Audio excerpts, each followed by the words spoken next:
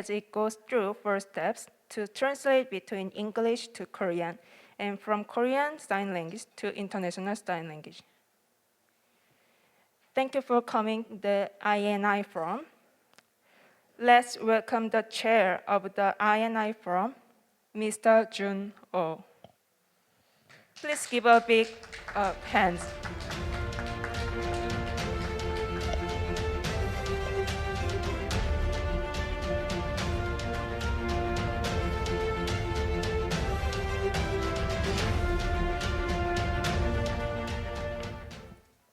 Hello, everyone. Good afternoon here in Korea, and probably good morning to other participants online. I'd like to welcome everyone to the 2022 Inclusion and Innovation Forum, or Innovation and Inclusion Forum, if you like, INI Forum. I always like to put inclusion first, but if you like innovation better, you can call it Innovation and Inclusion Forum. Anyway, acronym is INI. My name is Jun Oh, and I'm a board member of RI Korea, and I'm former president of a CRPD, State Parties Conference. As many of you would recall, I have been chairing this forum for some years, but unfortunately during the COVID-19 pandemic, I was not able to meet you in person. So I'm glad that some of you are here in this conference room in Seoul, and others are online as well. The INI Forum has served as an occasion to exchange thoughts and ideas about the GITC process and other related matters. At this INA session, we will be presented with the outcomes and updates from the 2022 Global IT Challenge, which was held recently, as well as upcoming competitions, and we'll also explore best practices and suggestions for the future. While the GITC originally started in 1992, focusing on Korean young people with disabilities, the competition has expanded internationally, especially since 2011, and has grown to include more and more countries across the Asia Pacific and across the world, up to 23 participating countries at one point. Before the COVID pandemic hit the world, the GITC had been hosted by many countries in the Asia Pacific region, and we are pleased to hear that the United Arab Emirates is considering hosting a next GITC. The pandemic has brought a great deal of problems to all of us, but it has also shown how truly interconnected we are and how much more must be done to address the needs of persons with disabilities around the world. Also, the pandemic has provided the GITC with an opportunity to explore new ways of staging the competition using a hybrid online-offline format. This has increased interest and engagement with an even larger pool of international participants. In addition, former participants and winners of the GITC have demonstrated the positive effects of an IT competition for youth with disabilities. Obviously, all of them have gained more confidence through their valuable experience, and many have carried on with their studies and to find employment in ICT-related fields and the government. An overall benefit we have seen from the GITC so far is that young people with disabilities who participated in the competition, as well as their support communities, have continued and expanded their efforts to develop more opportunities and greater accessibility to IT in their home countries. I'm very excited to be here with you all as we explore issues related to disability and technology through the upcoming speakers and presentations today. And of course, we also need to discuss how to further develop the GITC process and its organizing structure. I truly hope that the forum will provide another great opportunity with new ideas and inspirations for all. Thank you very much, and I'd like to welcome Ms. Chai Chai, who will provide a keynote address today. Ms. Chai Chai, the floor is yours.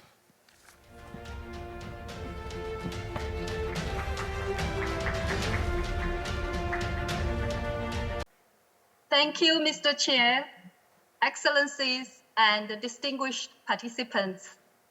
It is a great pleasure to join the 2022 Innovation and Inclusion Forum, which is part of the Global IT Challenge for Youth with Disability.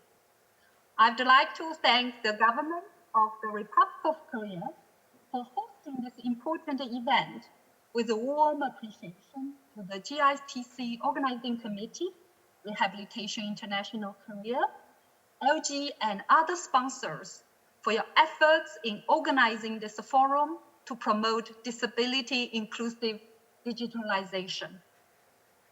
Prompted by the need for physical distancing due to the COVID-19 pandemic, digital technology has become an essential instrument in our daily lives.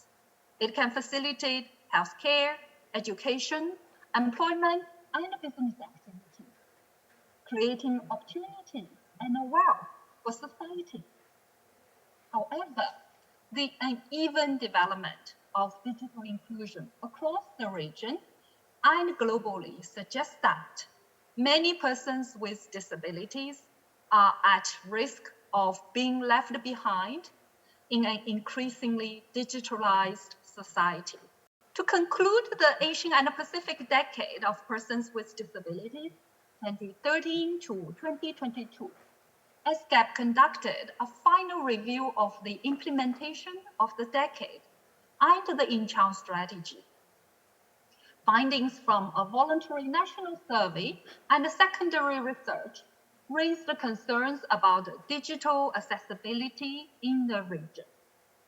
For example, among the 11 countries with data on national government websites, only 4 had accessibility features, such as adjustable contrast schemes, keyboard accessibility, and graphic elements with alternative text. Of the 43 reported public television channels that broadcast news programs, about 34% of the total daily duration of programs did not have accessibility services.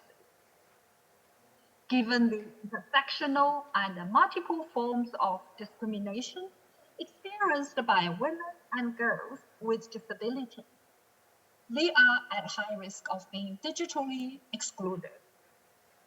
In the 8 countries with data for women, the median percentage of those aged 18 to 49 years who owned a mobile phone was 68% for women with functional difficulties and 89% for women without functional difficulties. Notably, the gap was larger than 10 percentage points in 4 countries. Furthermore, youth and older persons with disabilities frequently find themselves unable to receive equal opportunity to strengthen their digital knowledge and skills. Distinguished participants, to address the digital divide between persons with and without disabilities, there's an urgent need to make collective commitments and efforts to tackle inequalities in the process of digital development.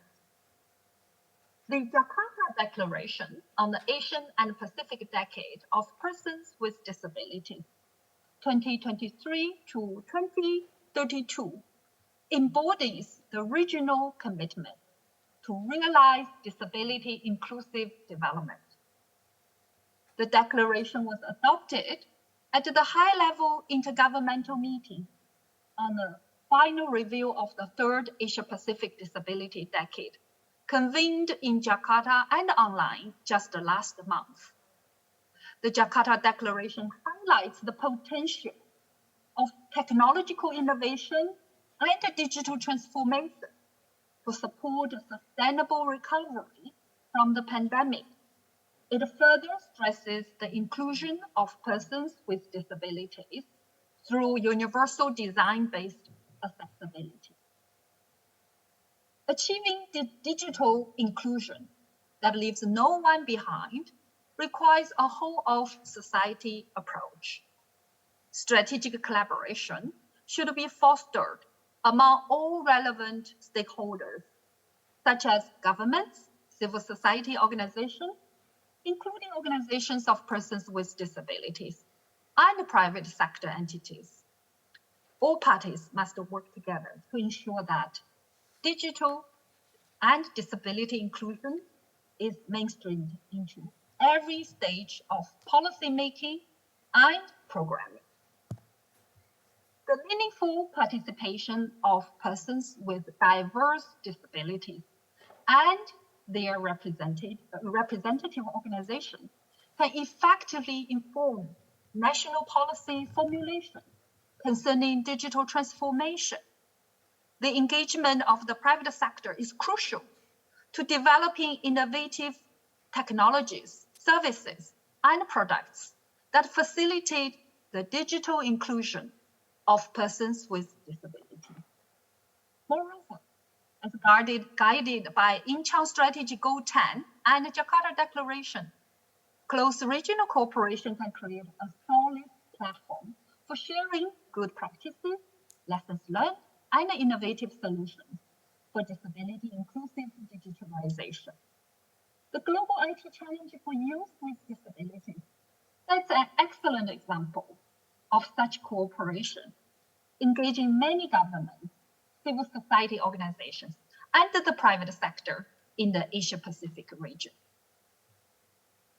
Distinguished participants, we will soon enter the fourth Asia-Pacific Disability Decade with our renewed commitments towards disability inclusive development.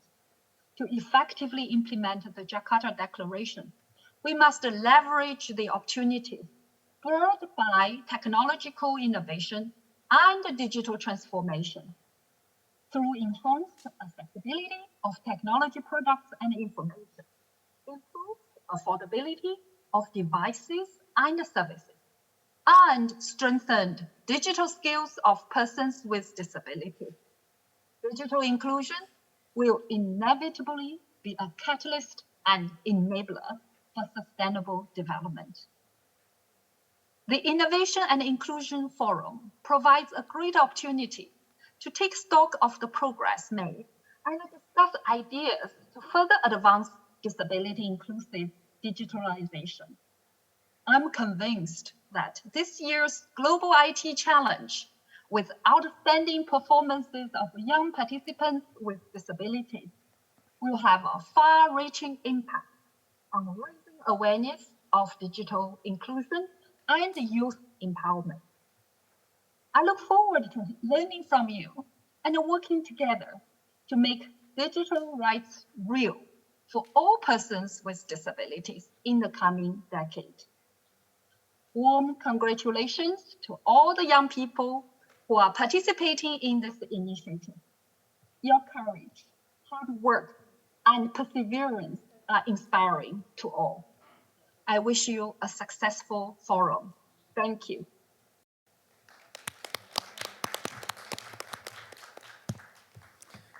Thank you very much, Ms. Chai Chai, Chief of Gender Equality and Social Inclusion at UNESCOV in Bangkok. As we have Ambassador Andrei Chernesky of Belarus in this conference room, I would like to ask him to give us a little congratulatory remarks as well as presenting how his country is addressing these issues. Ambassador?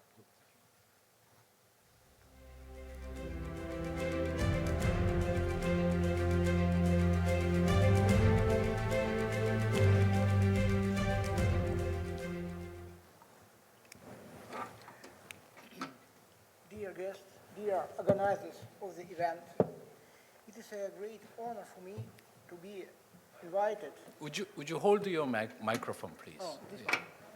No, not that. Oh, yeah. Sorry. I'm sorry. So, dear guests, the organizers of the event, it's a great honor for me to be invited to such an important event for modern society. Actually, the issue of supporting the people with disabilities, giving them a possibility to participate in modern, fast-developing social, economical, and technological life is of extremely importance nowadays.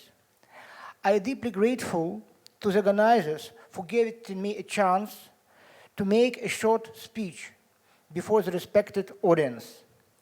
The issue of professional and social adaptation of people with disabilities is extremely relevant. One of the ways that allows them to realize their potential and feel like full members of society is IT sector. It could provide people with disabilities not only with a full-fledged chance to realize their abilities, but also allow them to feel needed, realize their potential, and be involved in the process of social life. The development of IT education is one of the priority tasks. Combining the efforts of all countries in this direction will achieve better results, in my opinion. The Republic of Belarus is known for its potential in the IT field, in IT sector, and is extremely interested in cooperation in this area. We can implement joint projects in the field of education, create training centers for social adaptation.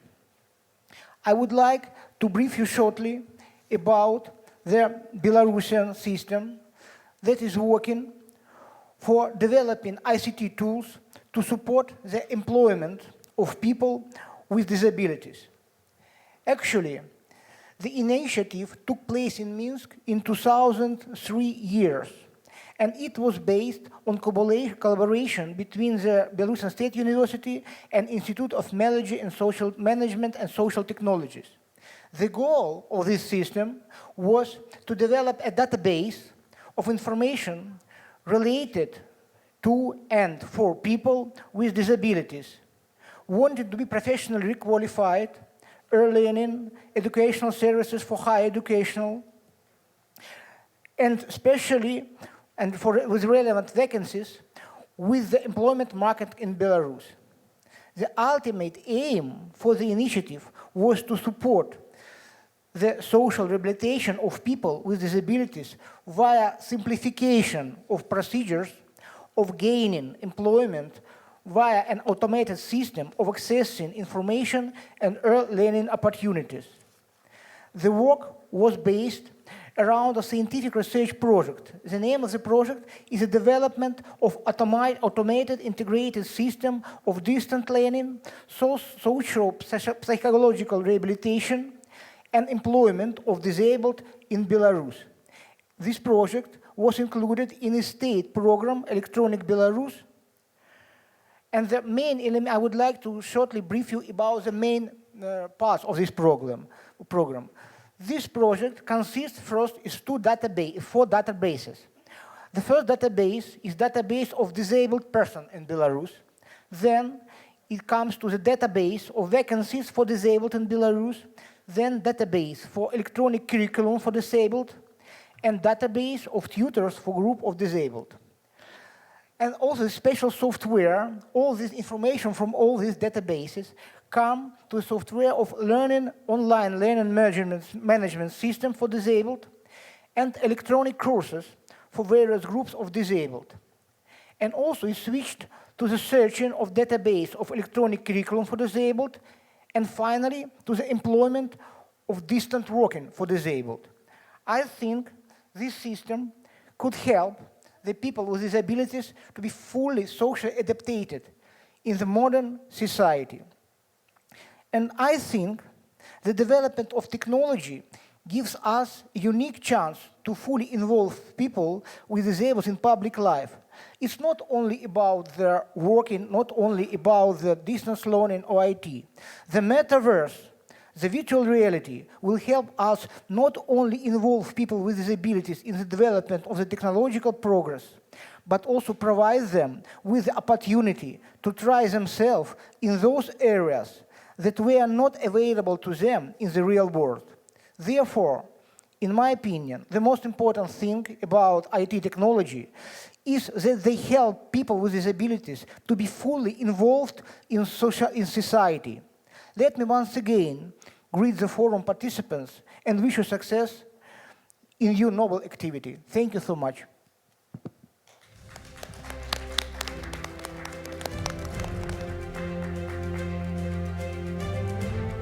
Thank you very much, Ambassador Chernesky of Belarus, for giving us his congratulatory remarks, as well as explaining to us how Belarus is addressing these issues related to persons with disabilities and their opportunities to be integrated into society.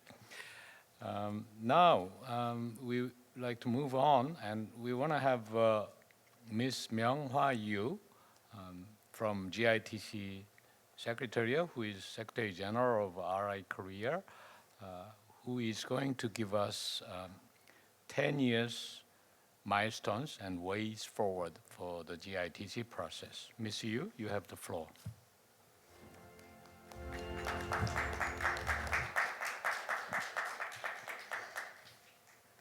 Hello, distinguished guests and chaperones from many countries. I'm Myung-Hwa Yu, the General Secretary of Rehabilitation International Korea. I'm very happy to have you here.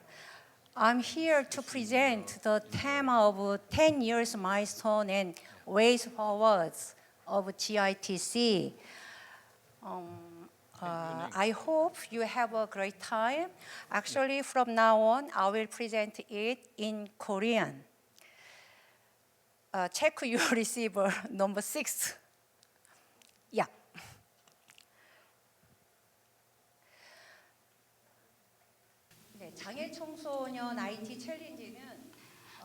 Global IT Challenge for Youth with Disabilities was hosted from 1992 to strengthen IT capacity and enhance human rights of disabled persons.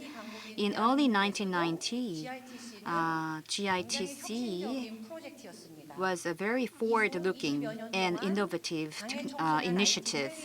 And from that time, for 20 years, it has impacted a lot in the society. The Ministry of Welfare and Health, Education and Labor, they enacted the laws for disabled people and also policies.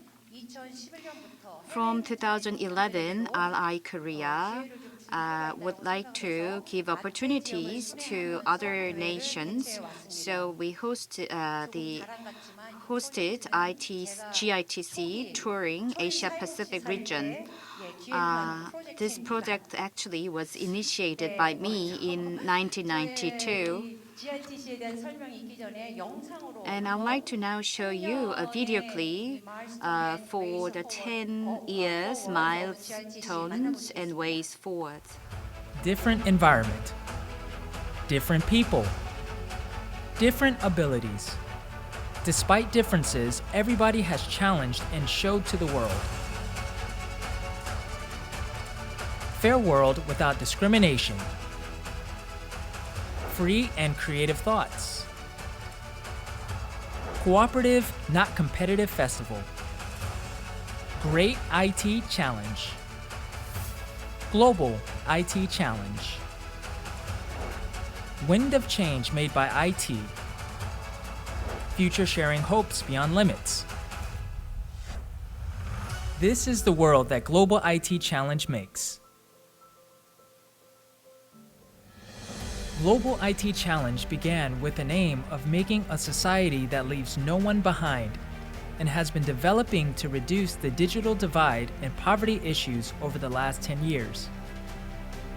The first step of Global IT Challenge became the Hope for Youth with Disabilities. And they have grown with challenging spirits and passion as it develops every year. Global IT Challenge offers youth with disabilities the opportunities to show their abilities handling issues of daily life and to compete their skills operating MS Office both for study and for work. They also learn core skills for the fourth industrial revolution through making video clips and coding a program for automatic driving.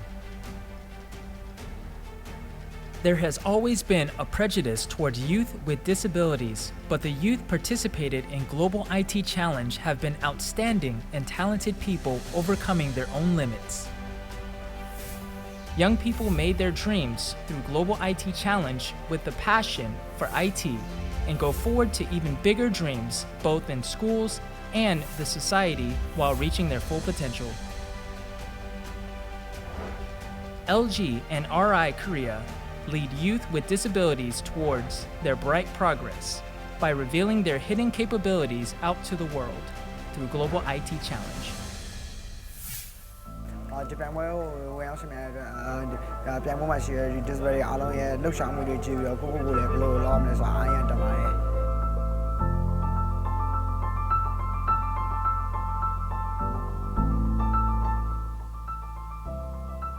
希望这样的大会能够真正的推动我们的信息技术的发展吧，能够为残障人能够开发出更多好用的，就是能够帮助我们生活提高的一些技术。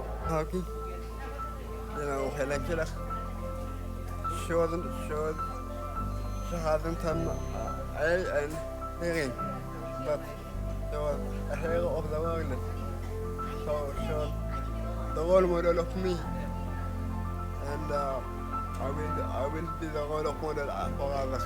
Kesempatan untuk membuktikan bahwa kita bisa.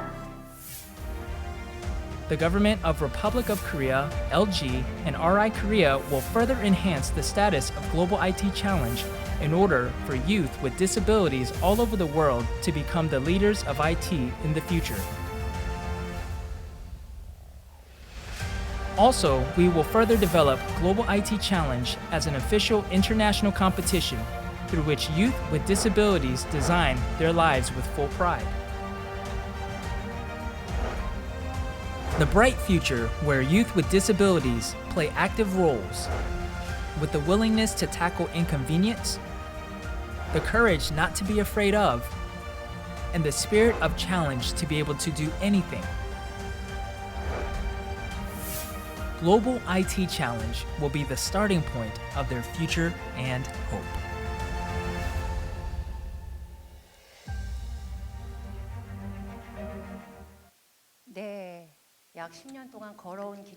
This is the way that we took for the last 10 years. Please give us a big round of applause. The Global IT Challenge has a 30-year history because it was started in 1992 and it was hosted in Korea until 2011. And from 2011, we entered into Asia Pacific region for the last 10 years. It has been conducted and hosted in many countries in Asia Pacific region. This video was made 4 years ago, and due to COVID-19, we had some limitations, but we are now moving forward.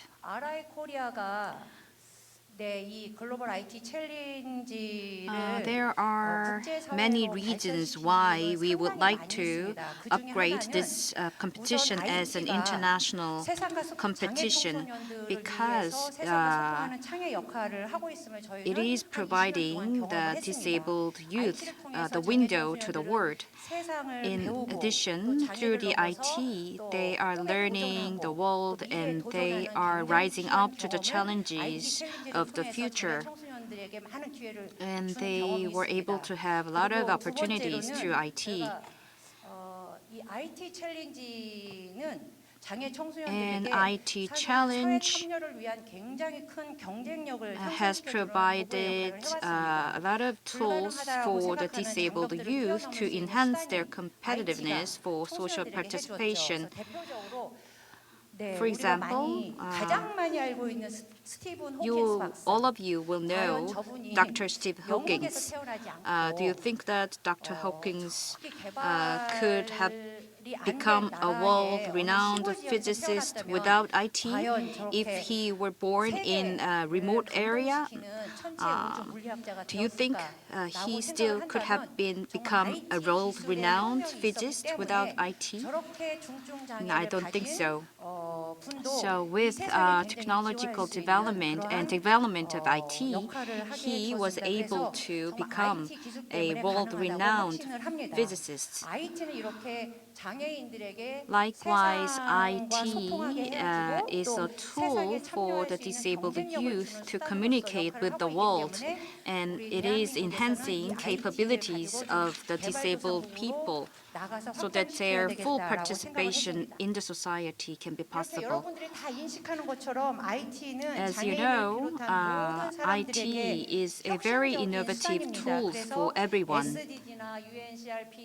And SDG, UNCRPD, and Incheon strategies, and many international disability framework are emphasizing the digital gap of the disabled persons, but still digital divide is a still serious problem, especially for the countries who are having economical difficulties. That's why InI Korea and the government of Korea and LG are bringing these IT challenge into other nations in Asia Pacific, from Vietnam to many other countries. So far, 4,000 disabled youth of 28 countries have participated in this competition. United Arab Emirates and Afghanistan and Georgia and many other countries from Asia Pacific regions are participating in the IT challenge. And UK has also participated in this competition from European Union, European continent, and also Ethiopia has participated. We would like to expand these projects into more countries in 6 continents. From Vietnam and also other countries, we toured many other countries to host this event. In 2022, it was scheduled to be hosted in European countries, but due to COVID-19, it was cancelled. So we established online system to host this competition. And in 2021 and 2022, it was hosted online and offline hybrid form.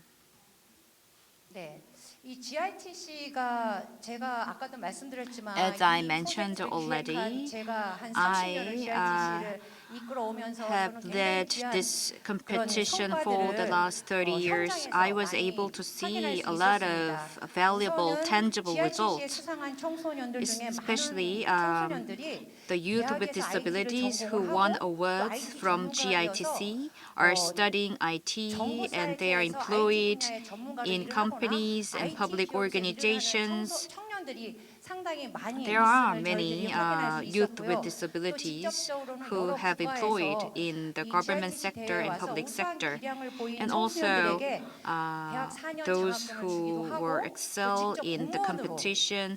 They were able to receive scholarships from the universities, and they were employed in the public sector. And many governments provided a lot of encouragement to the youth with disabilities who have participated in GITC. And some countries even developed IT programs for disabled people and enacted the laws for the disabled people. And many countries are hosting National League, and they are organizing National League by themselves. And the government of some nations have supported National Leagues. And UN ESCAP and Korea ASEAN Summit have hosted GITC as a side event.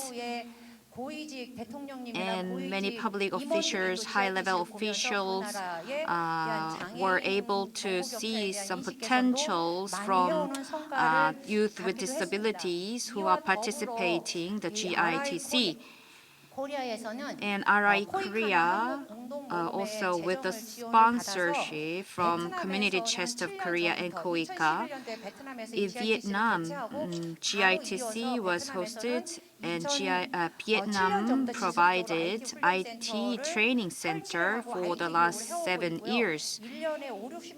And 50 to 60 disabled persons are employed in companies, and they are actually receiving good incomes from the companies. And Indonesia also provided IT training for the youth with disabilities for the last 3 years. And based on that, Indonesia has expanded their national league so that it can be well renowned in their countries. GITC has already hosted, and also it is attracting participants from more than 20 countries. And we would like to develop this competition as an officially recognized international competition like Paralympics and Special Olympics. So we have 4 goals for the future. First, we went through COVID-19, we lost a lot, but at the same time, we learned a lot and we earned a lot. So IT competition can be hosted in an online format, and it can be operated as an international competition as a hybrid format. So for on-site, for example, we can expand the participants by 4 times by providing online and offline format together. So in the future, we would like to have hybrid form of the competition so that we can provide more opportunities to the disabled youth, and so that it can be sustainable in the future. Second, as I mentioned already, so far we are focusing on Asia Pacific region, but from 2023 we would like to expand this competition into 6 continents. In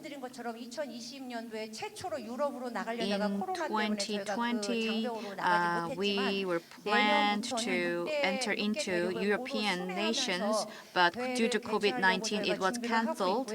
But next year, as a first destination in the Middle Eastern countries, we would like to host this event in UAE, which is the hub of the Middle Eastern countries. And GITC will be hosted by UAE next year. And I hope that from 2024, it can be hosted in other continents like Europe and Africa. So it can tour the 6 continents so that it can provide more opportunities to more disabled youth. Third, with Ojun, we are preparing for this. We would like to upgrade this competition as an officially recognized international competition.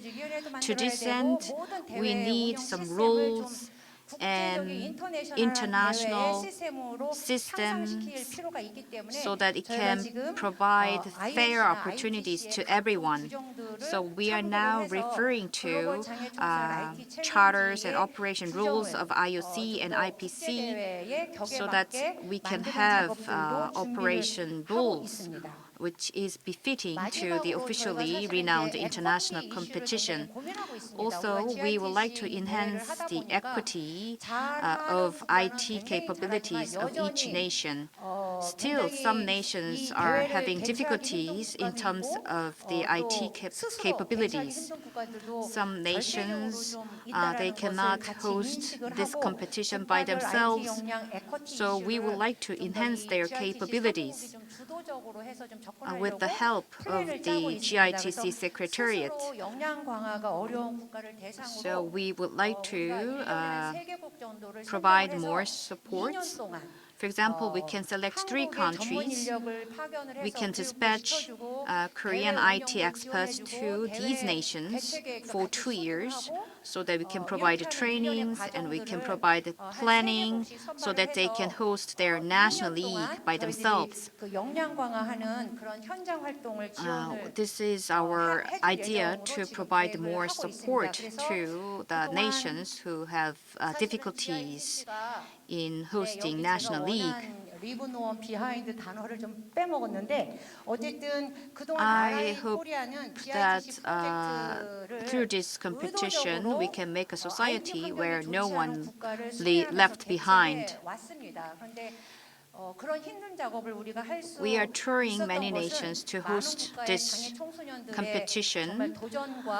This competition was able to be continued through the efforts of the chevrons in many nations and also sponsors from LG and other organizations and also Korean government.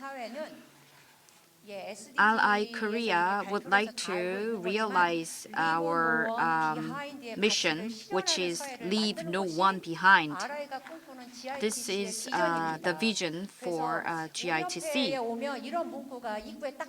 So if you visit our organization, you can see the catchphrase, which is saying, "A dream you dream alone is just a dream, but a dream you dream together becomes a reality."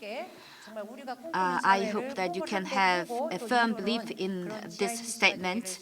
I hope that we can realize our dreams together. Thank you.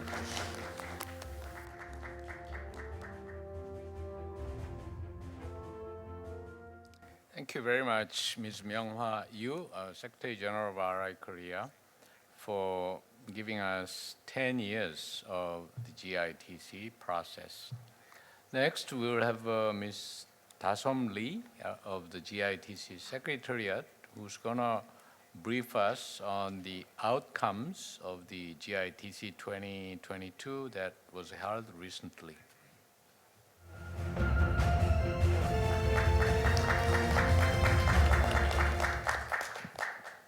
Hi, nice to meet you. I'm Da-som Lee of GITC Secretariat. I'm in charge of Global IT Challenge, and I'd like to share you the outcomes of this year. Please look at the page 27 of the forum book. First, let's look at the overview. This is the process of GITC 2022. E-learning was conducted throughout the year. Each country has the National League from January to June. This year, youth from Bangladesh, Cambodia, China, Ethiopia, India, Indonesia, Laos, Malaysia, Mongolia, Nepal, Pakistan, Philippines, Thailand, UAE, Vietnam, and Korea has participated in the GITC. 409 youth who passed the National League met each other, took the preliminary round on 10th and 11th August. And finally, 327 youth competed for the final round on 15th and 16th November. E-learning is self-education lecture for youth by Professor Kwon Jang-woo, the chairperson of the technical committee for the GITC 2022. Anyone who are interested in GITC or IT technique can take the lecture at the GITC website. You can find the question file of the previous competition on the website also. These are photos of the National League each country. Bangladesh and China, Thailand had conducted the National League offline. Indonesia, Philippines, and Korea held the competition online, same as the Global IT Challenge. Bangladesh, Thailand, and Philippines also had their own training program for youth. Thanks to hard and sincere cooperation of the chaperones, the youth had obtained great results. Not only this country, but also Ethiopia, Malaysia, Vietnam had conducted the National League. We had the preliminary round on 10th and 11th August. Every participant took the test online and joined the Zoom. There's an error in the results of the forum book.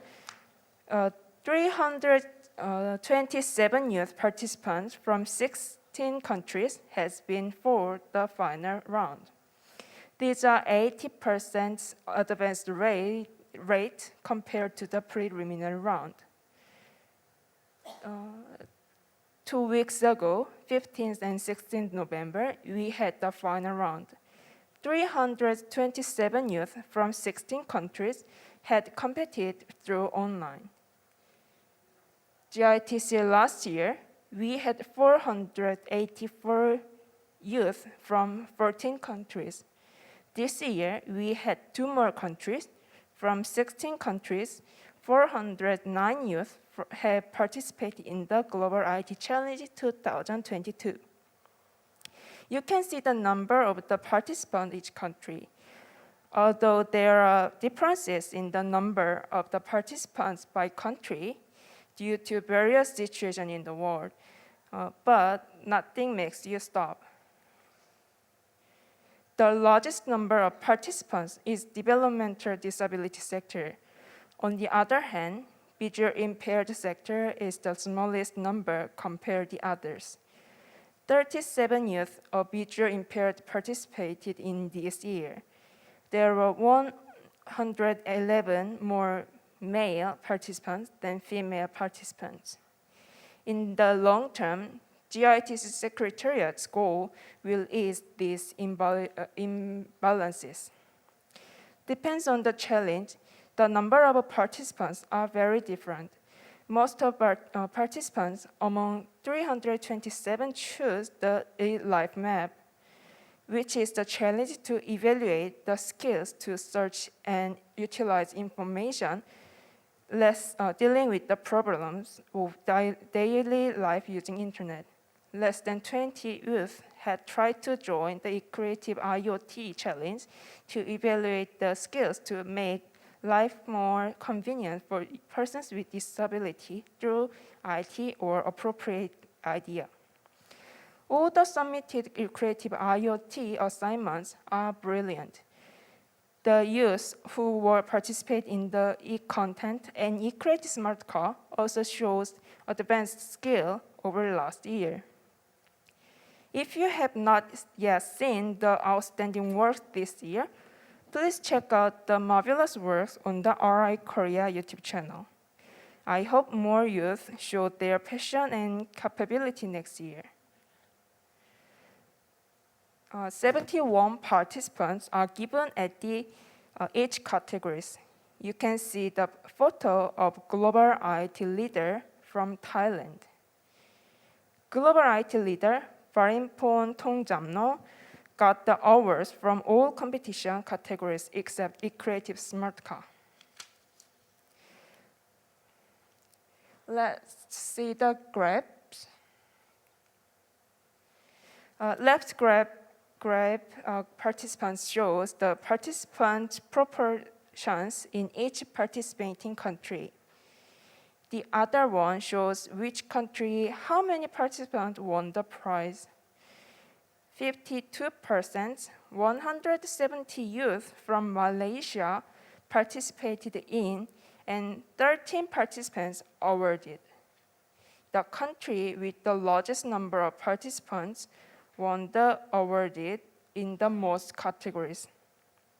Bangladesh and Thailand's participant number was less than 10, but they have their own education program for GITC, and they had remarkable results also. We have 4 outcomes from this year. First, confirmation of a hybrid format. We ensured the opportunity to communicate with the world. Despite prolonged 3 years pandemic, we were together virtually and in person. We had 2 events for communicating among participants online. Thematic group talk, global talk, and talent show. We've started the global talk event from 2022 preliminary round. Youth had communicated with the others about their interests nowadays. If you were in that chat room, you couldn't stop smiling. They were really enjoying the chatting. Talent show, it couldn't have been more fun. They danced, sang, and they showed every talent what they have. Second, strengthening governmental ownership. Thailand, Bangladesh, Malaysia established the National IT Challenge Committee. Philippines has a team for Global IT Challenge also, but different name with the NITCC, National IT Challenge Committee. We hope the NITCC helps strengthen government participation and support. Third, advancing IT skills. Participants gave more thoughtful and applicable message as well as diverse technique in filmmaking, e-content. Auto driving, the creative smart cars progress was also stable. This year, we realized a new competition on IoT for fourth industrial revolution. Lastly, we expect the youth become contributor from beneficiary to the era of digital information. Thank you for listening to the presentation so far.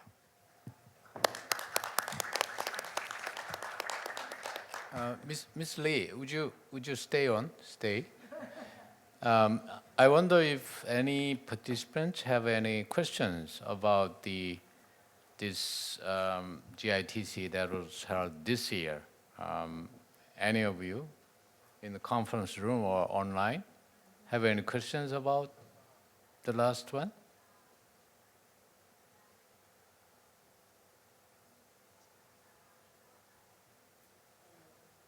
Yes, please. Ms. Sarma, yes.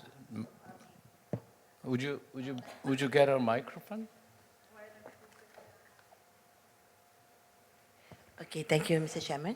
Actually, it is good to have this kind of competition, but it is best for us to have face-to-face, but due to certain circumstances, and then we have online, and then it do us good, because having said that, we managed to send 128 participants because of it is online, and we do really hope in future that we can have face-to-face. And thank you so much. That's all. Thank you. That's not much of a question, but encouragement from Malaysia, the true champion of GITC. Any others wanting to ask questions or make comments at this point?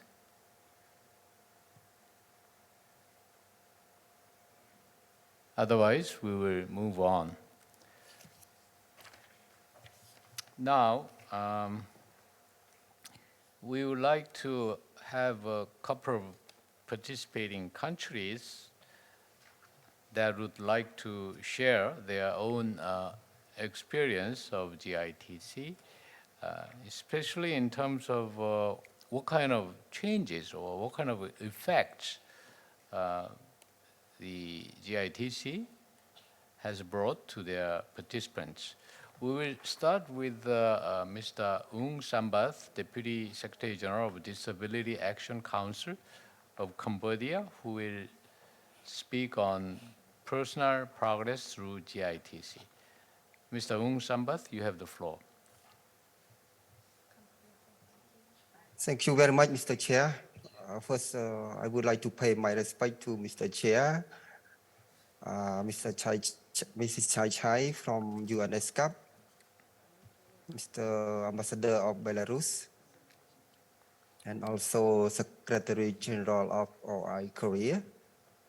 First of all, I would like to say thank you very much for OI Korea, as well as LG, who is the parent of the GITC movement. Without a mother and without this mother and father, the movement of global IT challenge would not success to today milestone. And thank you for the sharing of 10-year milestone of the GITC achievement.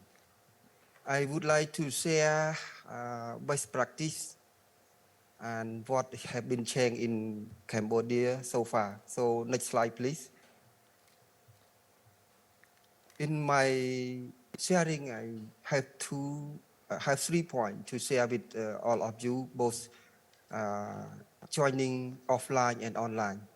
First is about education on IT for persons with disability in Cambodia. And second, what is policy covered to the IT for persons with disability. And the last point is about who is GITC leader and what happened now.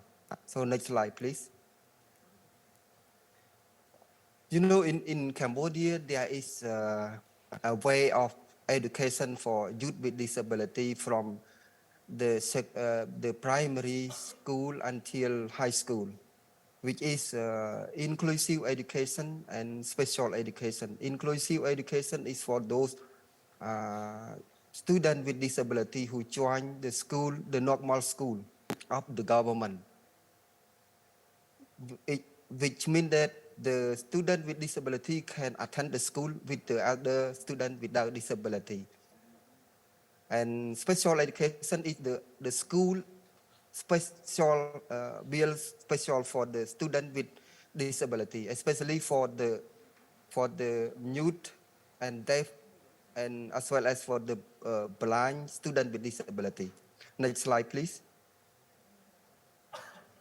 For the IT training in Cambodia, since we do not have professional IT training, the general education was provide only basic computer literacy. We did not provide advanced information and communication technology to students with disability, unless they are going to study at the university level. Within the high school level, they also study only basic computer, which is like Microsoft Excel, Microsoft Word, or Microsoft PowerPoint, something like that. They do not study high level of IT.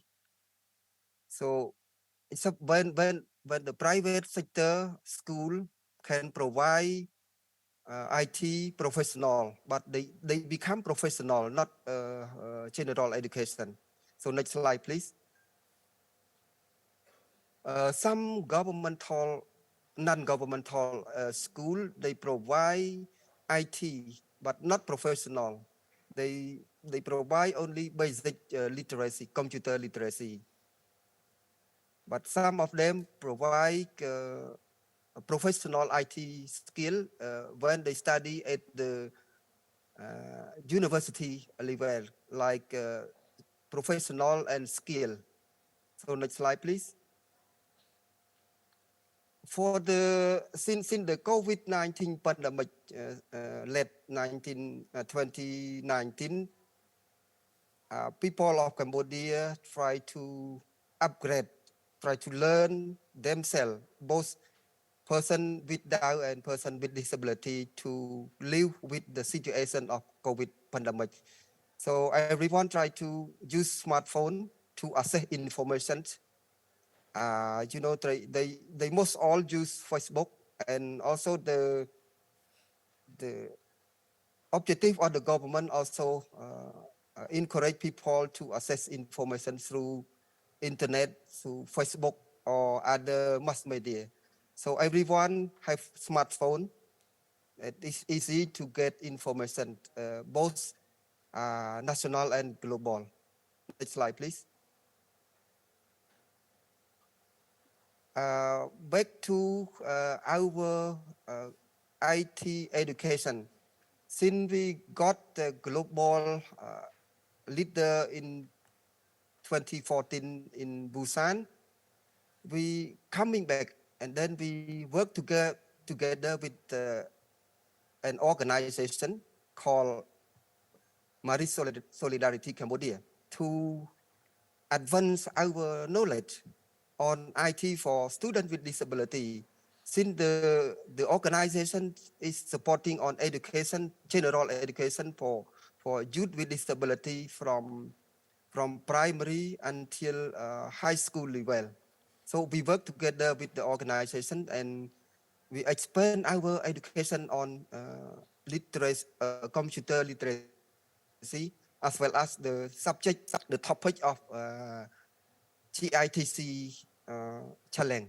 So next slide, please. Back to our policy on ITC.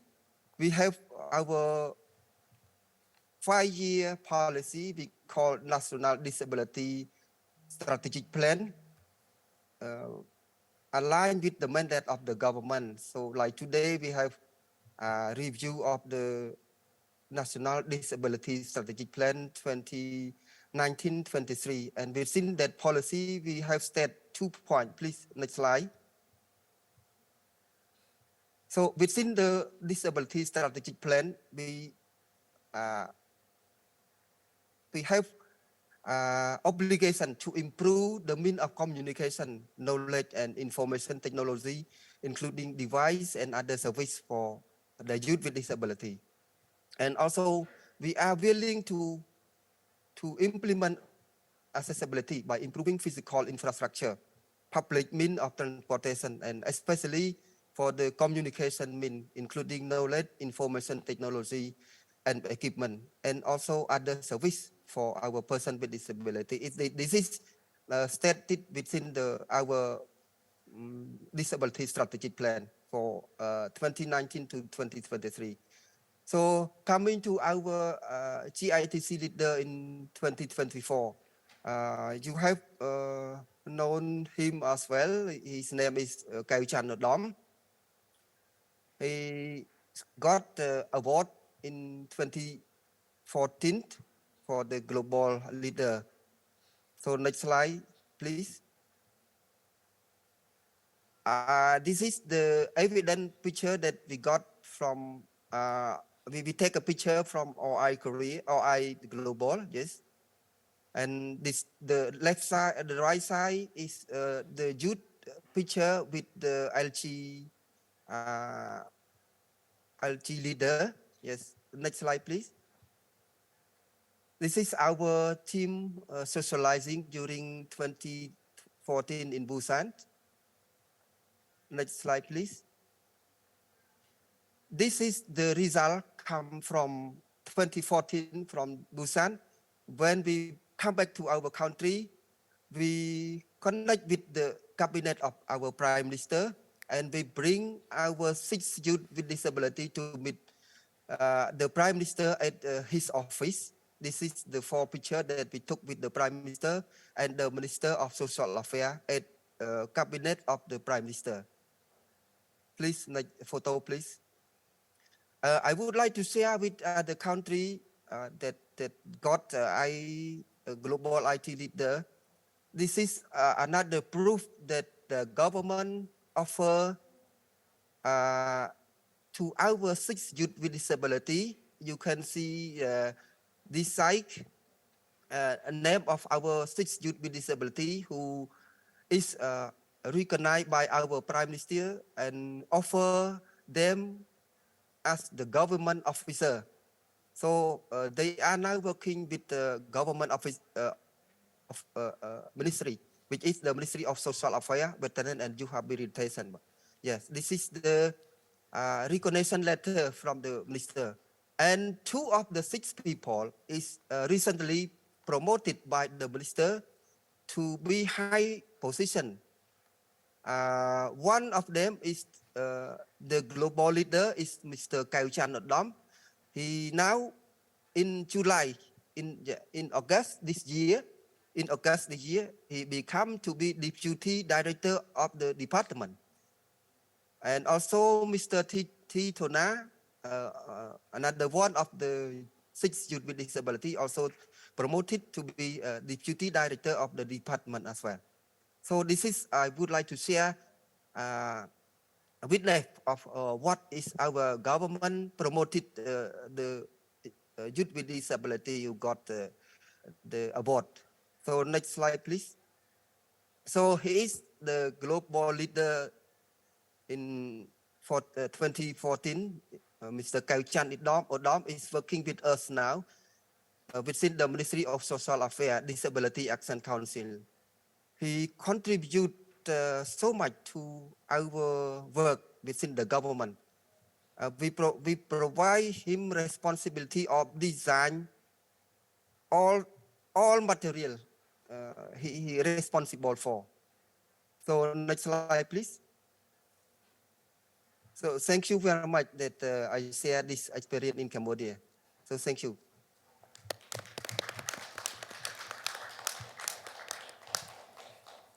Thank you very much, Mr. Ung Sambath. We are very glad to hear that in Cambodia, GITC participants are contributing to raising awareness of disability issues both in government and society.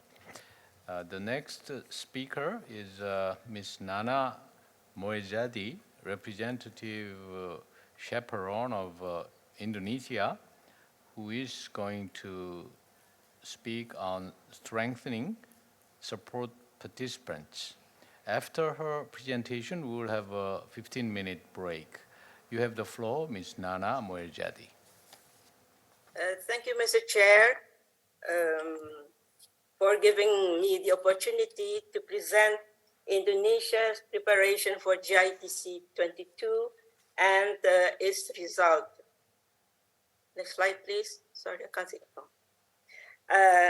As everybody might know, Indonesia has been participating in GITC since 2014, and in 2022, it is its 7th participation. And according to the new requirement from the GITC Secretariat, each country should organize a national league before the preliminary and final round of GITC. We started our preparation by preparing and created a poster to recruit the participant. As you can see from the slide, you see. Next slide. To get as many participants as possible, we had disseminated the information through all our contacts, sisters organizations, meaning YPAC in all 17 cities, other NGOs, and other organizations with disabilities. The registration form was designed to get as complete information as possible, such as name, gender, age, type of disability, school, emails, phone, and WhatsApp number. This would enable the team of instructors to sort out the participants. The registration was open from 15 to 31 March. They registered through a special link created for this occasion. And we also opened a question and answer in YPAC National Web. Next one, please. A team of chaperones and instructors was constituted. We have 96 participants coming from North Sumatra, which is Aceh, up to Lombok, which is the island next to Bali. 44 persons, which constituted 45.8%, have never participated in an IT training. Hence, for them, it would be the first time to have an IT training. Next, please. The ratio of disabilities who had inscribed was as follows. Physical, 15%, which is 15 per youth, which constitutes 16%. Hearing, 61, which is 64%, which is the majority. Visual, 12, which is 12%. Developmental, 8, which is 8%. We organized an online training for 2 months in April and May.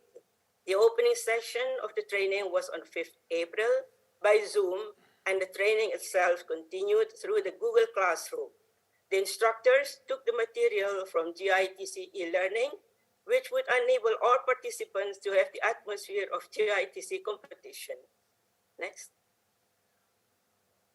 To facilitate the communication between the instructors and the participants, 2 classes were created, Class A and B.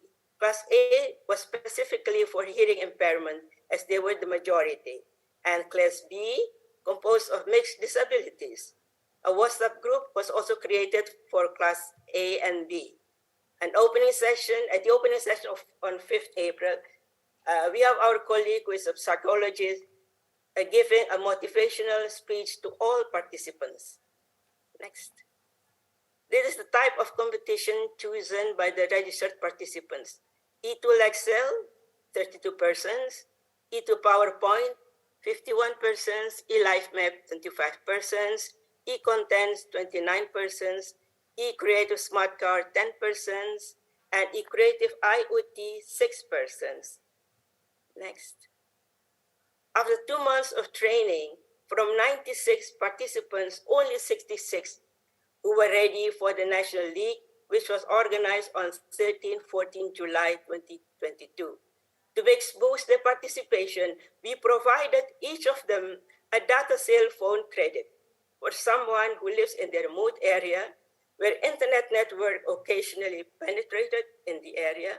It was a welcome gesture for them to be provided with these facilities, thus to make sure they were able to participate. The method used by the instructors for the online training were as follows.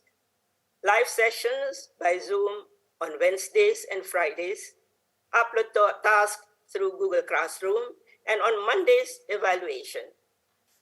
The National League was designed as similar as possible to the GITC competition with the same rules.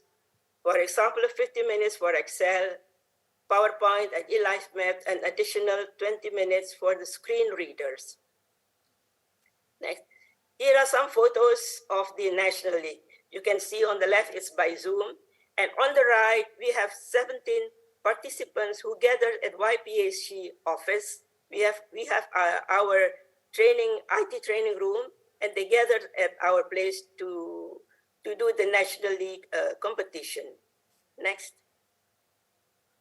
This is a family picture of 70 participants together with the chaperones in front of YPAC office in Jakarta. Next. that is out of 36 participants, only 34 who passed the National League and continue to the GITC preliminary round in August. This is a picture of the 17 participants doing the preliminary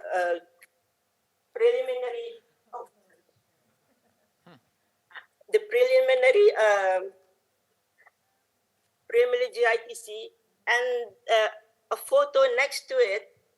It's a participant from Surabaya, which is in the east of Java, who participated from YPAC Surabaya. Next. This is the GITC final round in November. Lastly, we have 27 participants who passed the preliminary round, and the participants gathered at YPAC's IT training room. Next. This is pictures of the winners. If you can see on your left, is sitting on the floor is Abiyu Ezar Firdausi. He won the best eTools PowerPoint this year. Last year, he won the best eLife map. He is an extraordinary, very talented young person, having very severe physical disabilities. As you can see, he sits on the floor. In the picture in the middle is Ibnu Musaki. He won the third place, the Good Award for PowerPoint and Excellence Award in team with another person, Anna Dadiski, E-Creative Smart Car. And on the right is Fedia Jalila, who is low vision, who won the Good Prize, the Good Award for eLife Map. Next. This is a family picture taken before the final round. You see, as you can see in the picture, the participants, the chaperones, and Abiyu, and then the brother Afrian Anam, and the parents. Anam, he participated in the GITC 2015, and he was the one who motivated his brother to do and push Abiyu to participate in the GITC. And you can see the result. Last year he won, and this year also he won an award, the best one. Next. Next slide, please. A few days before the final round, on 15, 16 November, our participants received an extensive training for 2 days from the instructor from the Ministry of Communication and Information Technology Special Unit for IT Training. We're very pleased of the achievement of the Indonesian youth, as at the final round, we won 8 awards, including the award for Best Chaperone. Comparison to the 2021 result, where we won only 2 awards, it is an improvement in our result. It is also an improvement in the way we prepare the Indonesian youth for GITC 2020. Next. We would like to emphasize that having an online IT competition make a big impact on the youth with disabilities. It reaches the unreachable.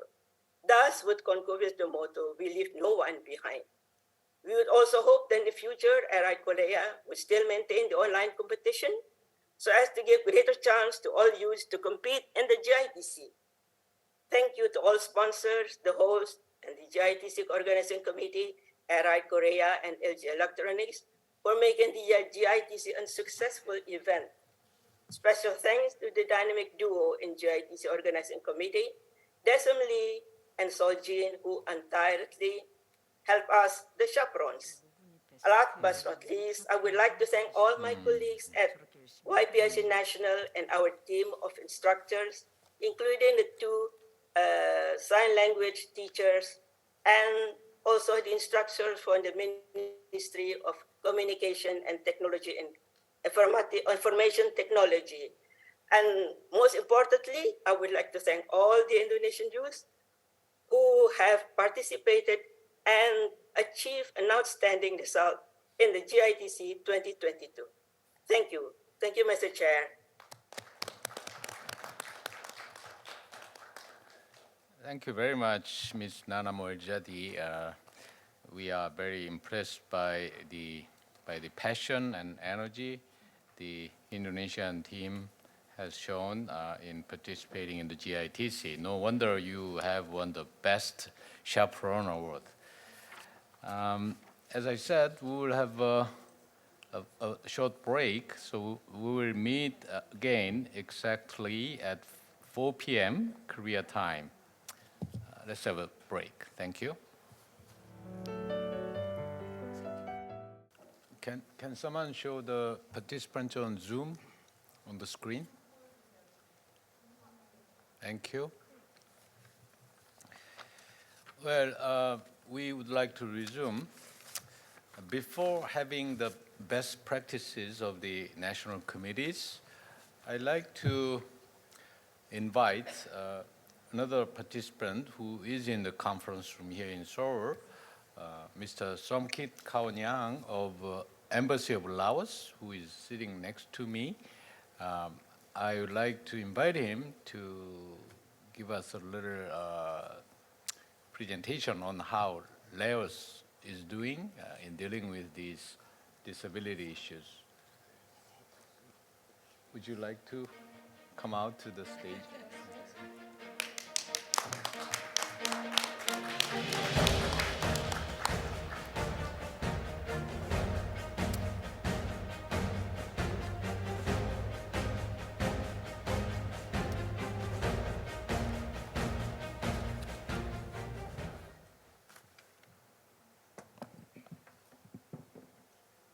Hello. Yes, good afternoon, Mr. Chair, distinguished guests, ladies and gentlemen, online and offline.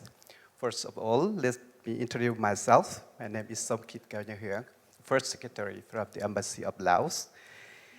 And I'm very appreciated for joining this meeting for today. As we know, this meeting is very important in our country also. For achieving the SDG by 2030 is the most important thing, is the most important. And, and the goal, we leave no one behind, is more important for us. Especially Laos, we add this goal to our National Socio-Economic Development Plan 2021 to 2026. And today, for me, I see some point. Yeah. For the IT with disability person, I see it is very important and for improving the living condition of disability person, for their life, for their future. How can we share our future? Yeah. Not only like normal guys, but including the disability persons also. So finally, I would like to express my sincere thanks to the GITC Organizing Committee for organizing this meeting for today. And I would like to express my sincere thanks for the Mr. Chair, distinguished guests, ladies and gentlemen, who participated in this meeting for today. Have a good health and success in your job. Thank you.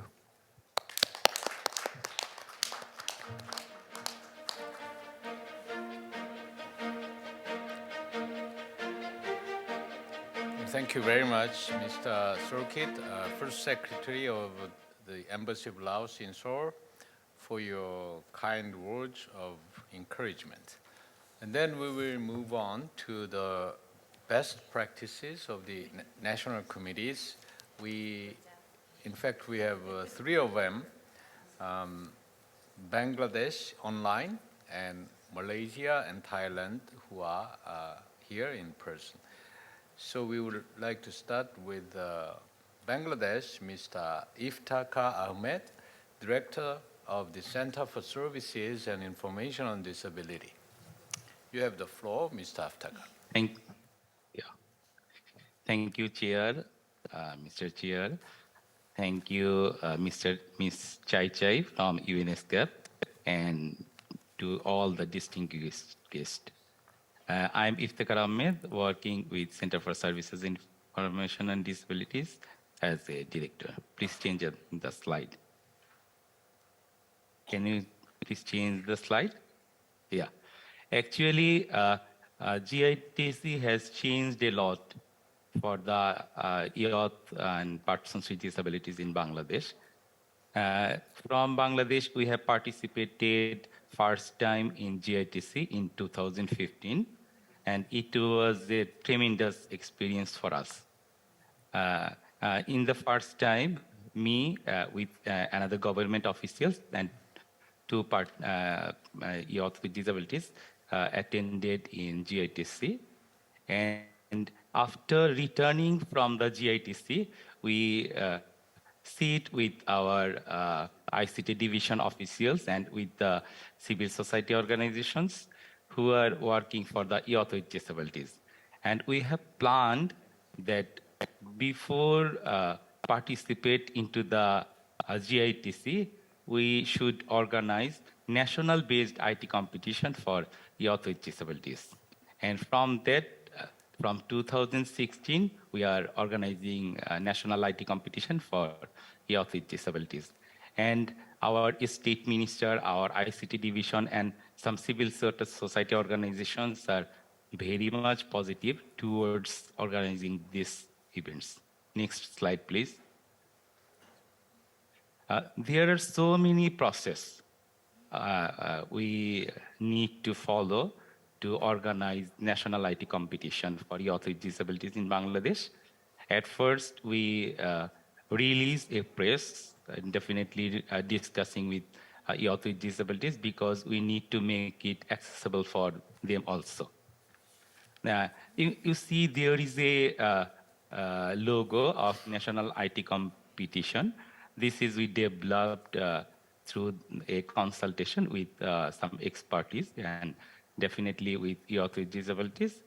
And after making the logo, we prepared a souvenir where we have written some documents regarding disabilities and IT capacity of children and youth with disabilities, even some case stories of GITC also. Then we invite the guest and ensure the chief guest and somebody else. And in national IT competition, mainly our state minister or even sometimes the minister of ICT division attended as a chief guest. Then we invite the other participants. Then we ensure the venue because we need a big venue and we need 4 separate rooms for organizing national IT competition for 4 types of disabilities.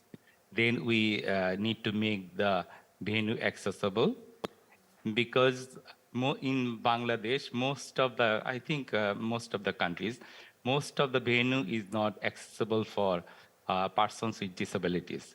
Not physically accessible, not the technically accessible also. That's why we need to work with the expertise also, how we can make the venue accessible for all participants. Then we work with the computer also, with the engineers, how we make them accessible for visually impaired or more user-friendly for youth with disabilities. Then we organize the event. And before the event, we sit several times with the government officials, even with the IT minister also, whether it is going on or well or not. And from a divisional level and from root level, organizations of persons with disabilities, they always provide us help because they only know where the youth with disabilities are staying, who don't get the opportunities to participate in these types of event. So they also help us to find out the real candidate. And definitely we ensure food, other logistics, and other things also. And the fund actually come from the ICT division. And ICT division always very positive to us, to the NITC and GITC. And definitely each year a huge media coverage we found through electric and print media. It was huge media coverage. Next slide, please. Next slide, yeah. You see there is a picture, there are 4 pictures here. In the first picture, this is the inauguration session in the National IT competition. It is the playground of the University of Asia Pacific, who is very positive towards the IT innovation of youth with disabilities. And the second one is the state minister is giving awards to the youth with disabilities. And third one is the venue where the competition is going on. And the fourth one is the mass gathering. Next slide, please. Yeah. And there are some pictures of award giving ceremony. And in Bangladesh, though our ICT division provided a laptop or technical device to the youth with disabilities who own the national IT competition, but some other corporate also, they also provide some other gift to our youth with disabilities. It is also a great achievement for us. Next slide, please. Yeah. After the national IT competition, we organize further grooming session. In the national IT competition, we mainly selected 14 to 25 youth with disabilities among 100 youth with disabilities. And after that, we organize 15 days to 30 days grooming sessions by the leading of IT experts from ICT divisions. And you see in the first and second pictures, this is the building of ICT division, and they always allocate 2 or 3 rooms for the youth with disabilities for the practice and for the grooming sessions. Next slide, please. Definitely, there are huge result or impact because of the national IT competition or global IT competition.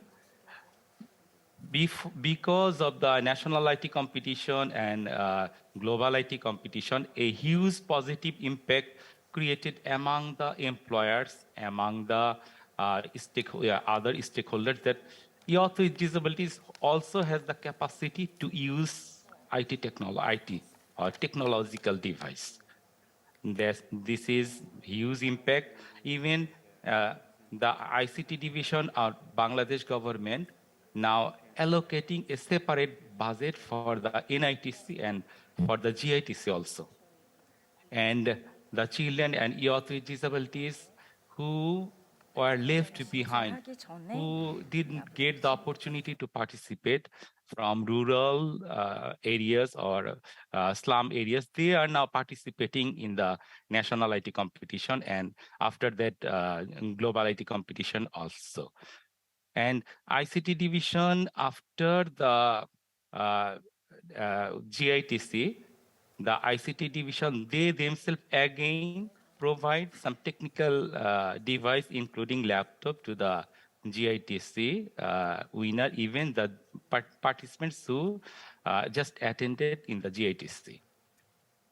And because of the awareness among the government officials and the high officials, even the ministers, BCC of ICT division initiated a separate project for the youth with disabilities, where the youth with disabilities are receiving computer training in the 7th division of Bangladesh.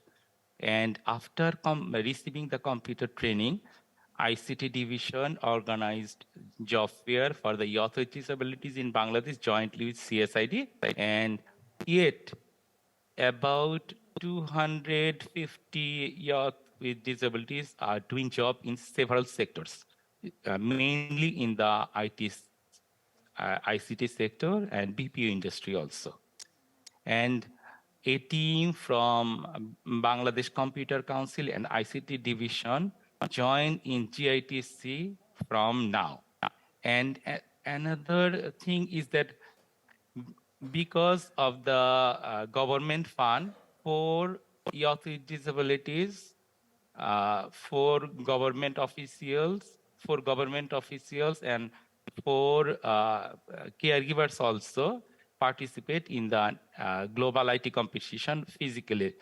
These types of budget allocation is now by the government. Next slide, please. Next slide, please. Yeah. This is the quick review. Yeah. This is the quick review. You see how the impact is going on, how the change is going on very quickly.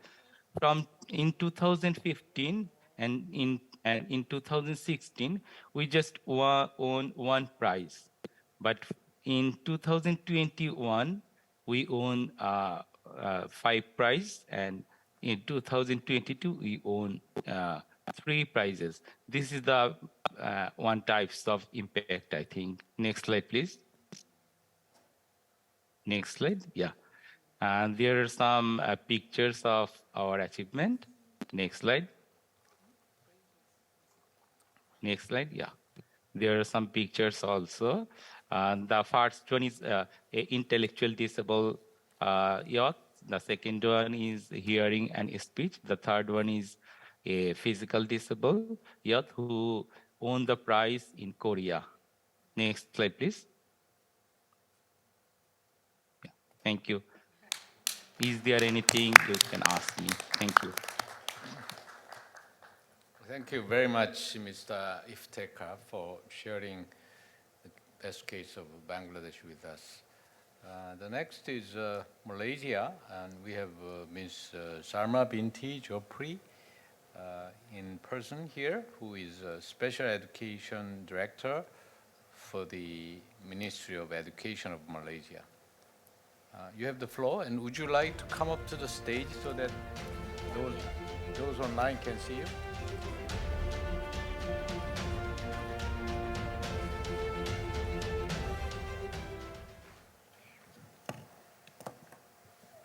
Okay, Bismillahirrahmanirrahim. A very good afternoon. Thank you, Mr. Chairman. Okay, I am Salma Jupri from Malaysia. Today, I would like to share with you all Malaysia experience on global information technology challenge for youth with disabilities. On that note, I would like to share with you all, and for the discussion or for the sharing session, we will look into 4 areas. That is, the first one is the background on special education in Malaysia. So you need to know a little bit about special education in Malaysia, because they always said, to know you is to love you, right? If you don't know, then you don't love us.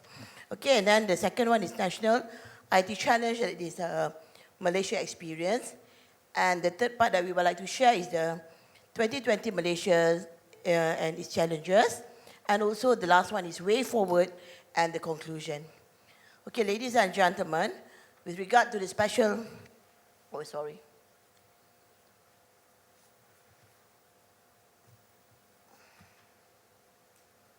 Okay. Okay. In Malaysia, we have 3 settings for the children with disability. If they are under the Ministry of Education, they either go to the special education school, in which 100% of the children are children with disabilities. And we have 28 primary schools, and we have 6 secondary schools, in which out of these 6 secondary schools, 4 of the secondary school concentrate on vocational training, and the other 2 is more on academic. And we have a special education integrated program in which the children, they go to the mainstream schools, but they have special class on their own in the mainstream schools, or if, let's say, and also they can get their education through inclusive education program, in which they study in the mainstream class with the mainstream children. Okay, ladies and gentlemen, as of now, we have about 101,882 children with disability in our system, in which comprises of hearing disabilities, visual disabilities, physical, speech disability, multiple disabilities, and also learning difficulties, in which under the learning difficulties we have autism, LD, Down syndrome, ADHD, etc.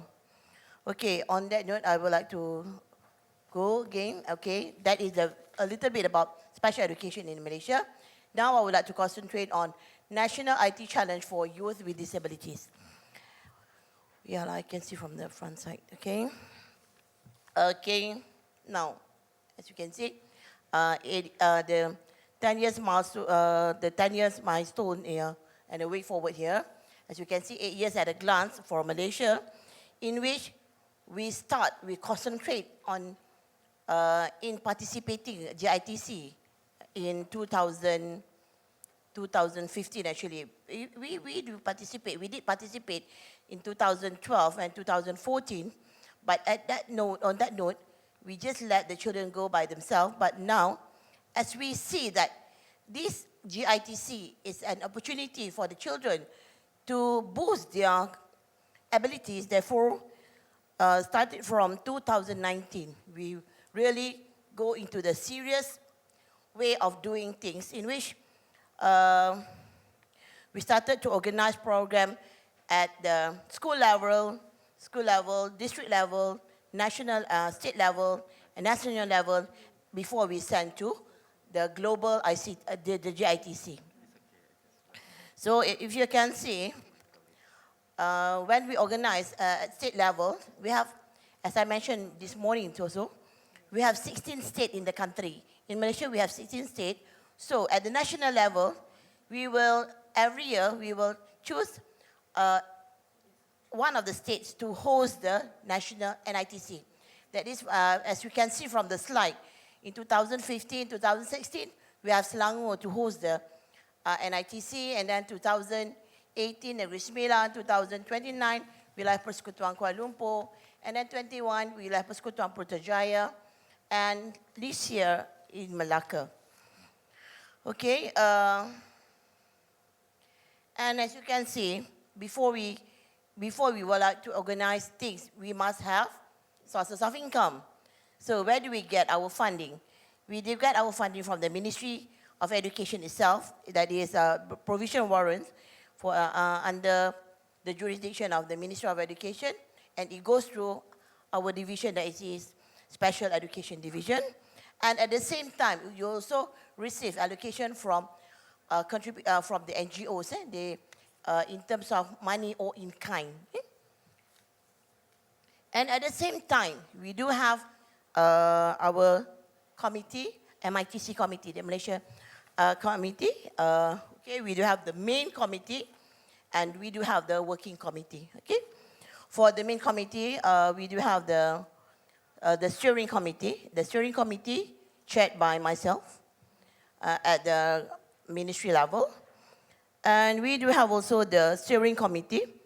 That is the steering committee, and for the working committee, we have various things. That then under the working committee, we do have our secretariat, we do have our team of reference, and we do have our technical team.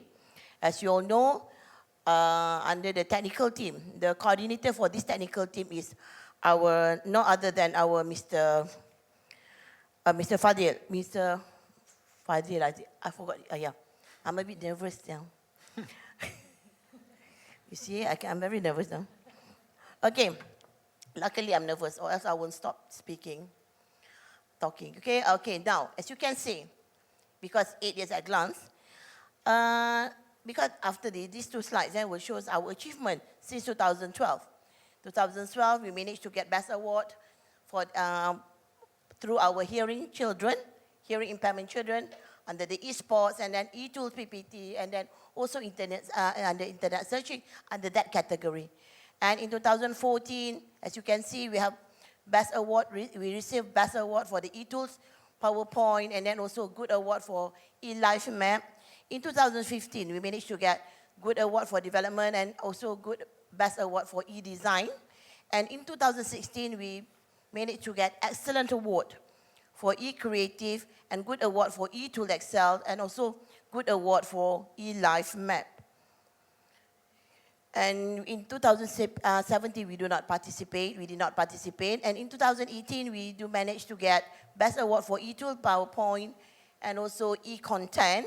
And in 2019, Alhamdulillah, we managed to get Good Award under the eTools PPT, and also 2 Best Award for eLife Map and Good Award for eLife Map 2, that is for the visual and hearing impairment, and also under the intellectual disabilities.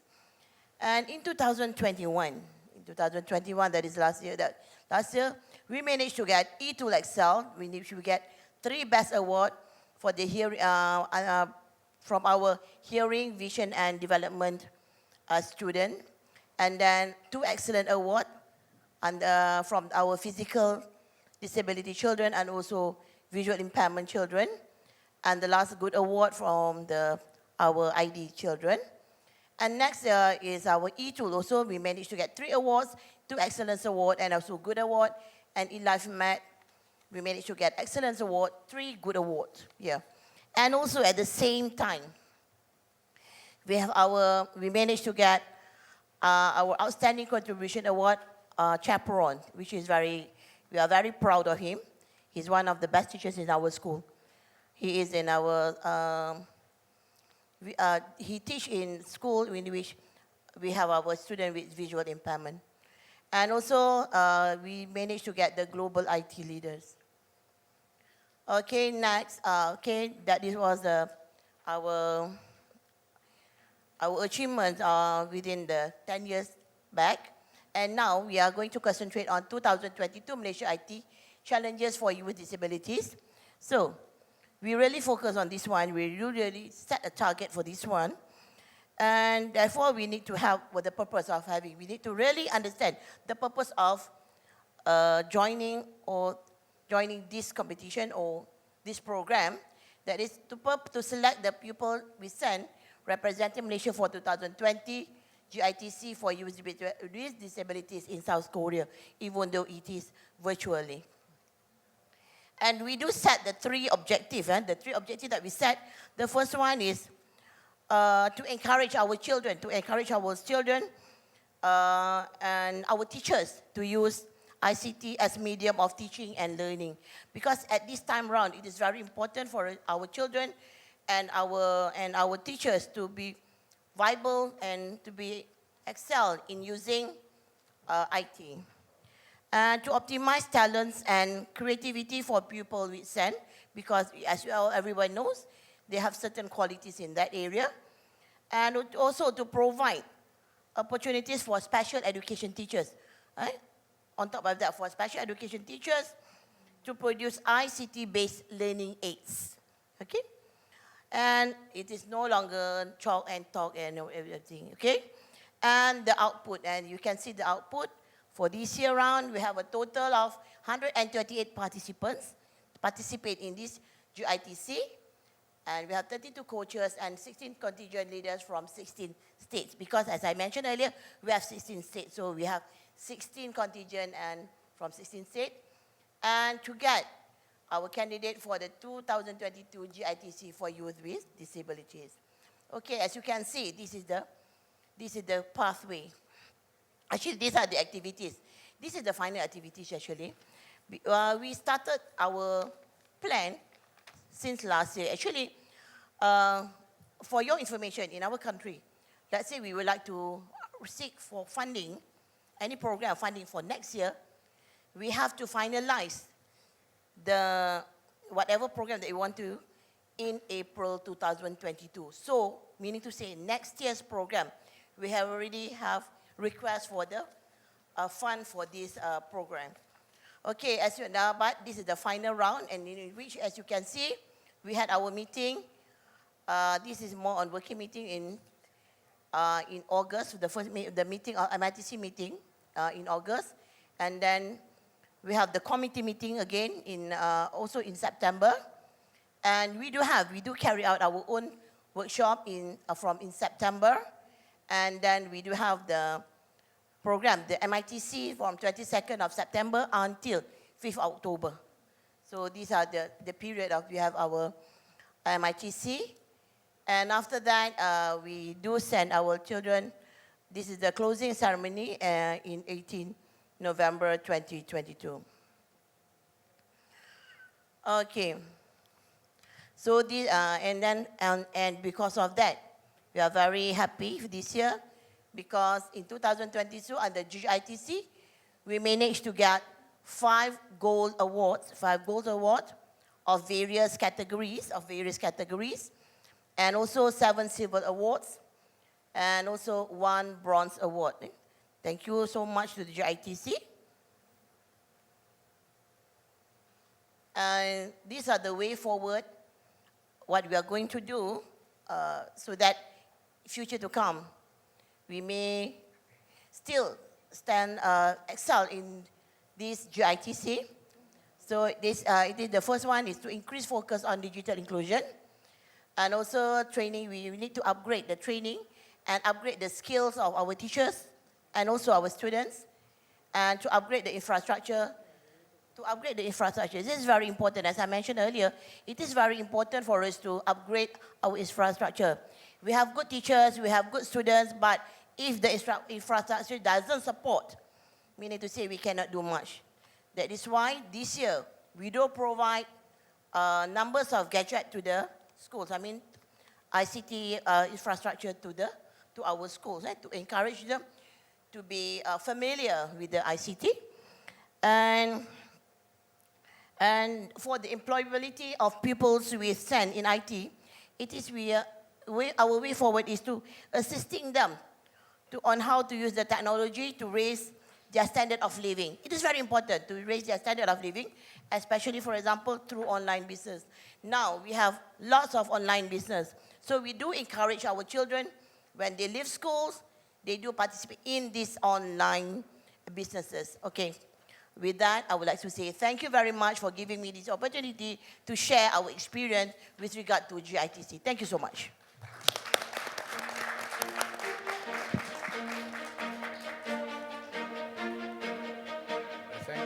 Thank you very much, Ms. Sharma. Terima kasih. You remind me of my days in Kuala Lumpur 25 years ago. Well, Malaysia is doing so well, but don't take too many awards. Leave some for others next time. Okay. Last but not least, best practice is from Thailand. Ms.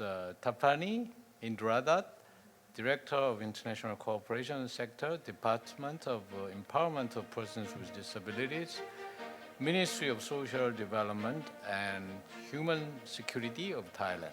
Please.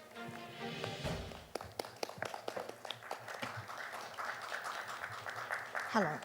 Thank you, Mr. Chair, and good afternoon, and ladies and gentlemen, and honored guests. Today, I would like to present about success food of Thailand and invite every global country to join the ITC in next year. The first of all, I would like to introduce my name, Tapani Indradat, Director of International Cooperation Sector from Department of Empowerment of Persons with Disability. So, we're gonna next slide. First of all, I would like to brief about our department. Our department is on 28 September 27, and it's under of Ministry of Social Development and Human Security. So IMB National Focal Point on Disability and interacts and cooperates with government and non-government agency and board nation and nationwide. Now we register person with disability about 2.1 million. It's about 3% of person with disability. So, on the next. This is our background. So we start to join with the ITC in 2014. And then we got support, budget support from Korea and Department of Persons with Disability Fund. So now we learn about 9 successful steps from us. The first of all, when we got an invitation letter from Korea, I will says the committee. The committee is set by our DG, Director General of Department of Person with Disability or representative, and we collect the committee from as organization of person with disability. And the third, we have a meeting with committee to get a plan or create the activity to support and select the Thai youth with disability to be representative. And the fourth, we public relations to events organize to send a representative to competitions. The first of all, we recruit of youth with disability according to qualify, such as send email to special education school or institutions or technology college. And the second, we public buys relation annual to public sector, to organize, to NGO, to education, to send youth with disability. And the fifth, we organize camp activity to collect youth with disability from 50 persons to 8 persons. We correct by type of disability for type according to the GITC offer. And then 6, we set a camp activity to train them about 4 times, is once per month, to train to add the skill, to add the English skill for them. And the 7, lead them to Simon from Minister of Social Development and Human Security before their competition. Why? Because we want to cheer up them to go out and competition. Oh, sorry. Okay. And our step, we participate in competitions. And the last step, ceremony, honor ceremony. Why we say the honor ceremony? Because we want to cheer up and encourage everybody to awareness about IT, skill of youth with disability. Every year, we make our PACE and certificates, and our youth will receive the PACE and certificate for Minister of Social Development and Human Security. But this year is very special. Our Prime Minister Prayut Chan-o-cha gave a PACE and certificate from them on 2nd December because we arranged International Disability Day on 2nd December, and our Prime Minister gave the PACE and talk about the ITC competition in this year. Moreover, we invent Mr. Parvin. Parvin is an alumni of the ITC who win in competition in 2019 to speak about course the PWD future. What kind of technology will improve the quality of life of PWD? It's very honor for Parvin. And the next. This is outcome for Victoria, the ITC competition. So moreover, the use of disability can improve the IT skill, but moreover, society have a good attitude in talents and give a chance for youth with disability to get an employment too. So this is a best practice outcome of us. This is Praveen. Praveen is graduate bachelor degree in computer engineering from Chulalongkorn University after he joined the ITC competition in 2019. And Chulalongkorn is the first of 10 university is based in Thailand.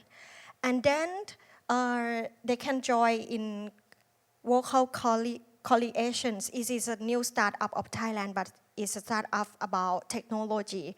And Praveen can work as a system stacker designer, AI for by person, AI for collect data, and invitation for person with another disability, physical, by and hearing too. And moreover of our alumni in the ITC can entrance to university by extra quota or entrance to technology college. All of them can do. And Some persons can learn about technology, some persons learn about computer skill, or some persons can learn media and movie because GITC opened the subject about movie maker, so they can send the port to get a quota from university too. Some person learn in business and accounting because you have tests in PowerPoint and Excel. So when they pass the competition, they got a certificate to get extra course from university. And the last, this is stat of metal. Moreover, in every year, Thailand government will send the report implementations and evaluate to Prime Minister to evaluate. And last year, they sent implementations and got public sector management quality award from Prime Minister. So GITC cannot make youth with disability proud, but our organizations or our countries proud to show it. Thank you to attention. Thank you.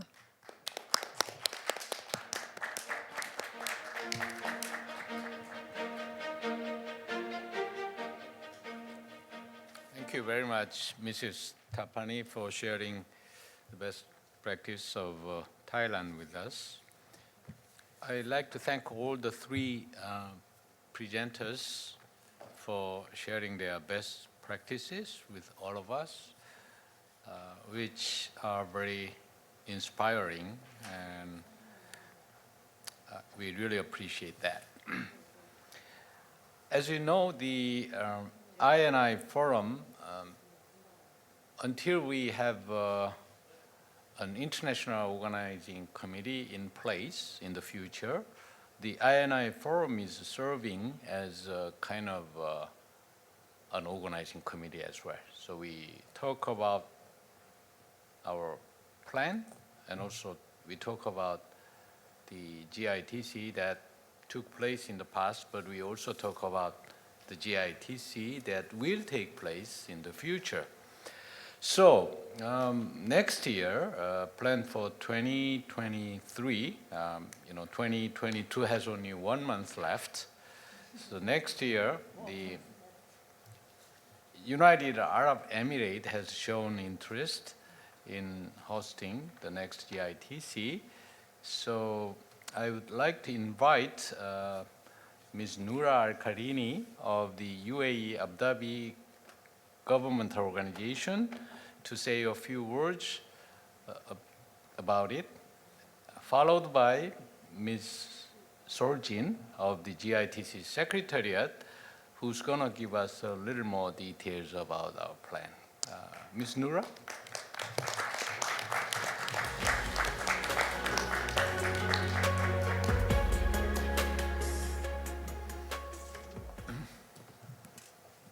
Hello, everyone. This is Noura Al-Karani from UAE. We would like to thank GITC for inviting Zaid Higher Organization for people of determination to attend the 2022 Innovation and Inclusion Forum. The UAE strategy for people of determination is an essential step towards greater inclusion and empowerment of this core group of the society. Therefore, Zaid Higher Organization seeks to achieve this strategy through joint work with various local and international entities. We look forward to hosting this event in Abu Dhabi, and we are honored to be chosen as the first country in the Middle East to host such a great event. We are working currently on it, and we are looking forward to seeing you in Abu Dhabi.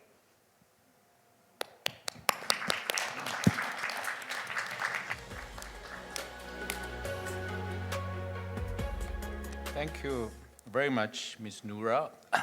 All of us appreciate the United Arab Emirates' important initiative in hosting this event next year. And we would like to have Ms. Sorjin of the GITC Secretary, who's going to give us a little more details.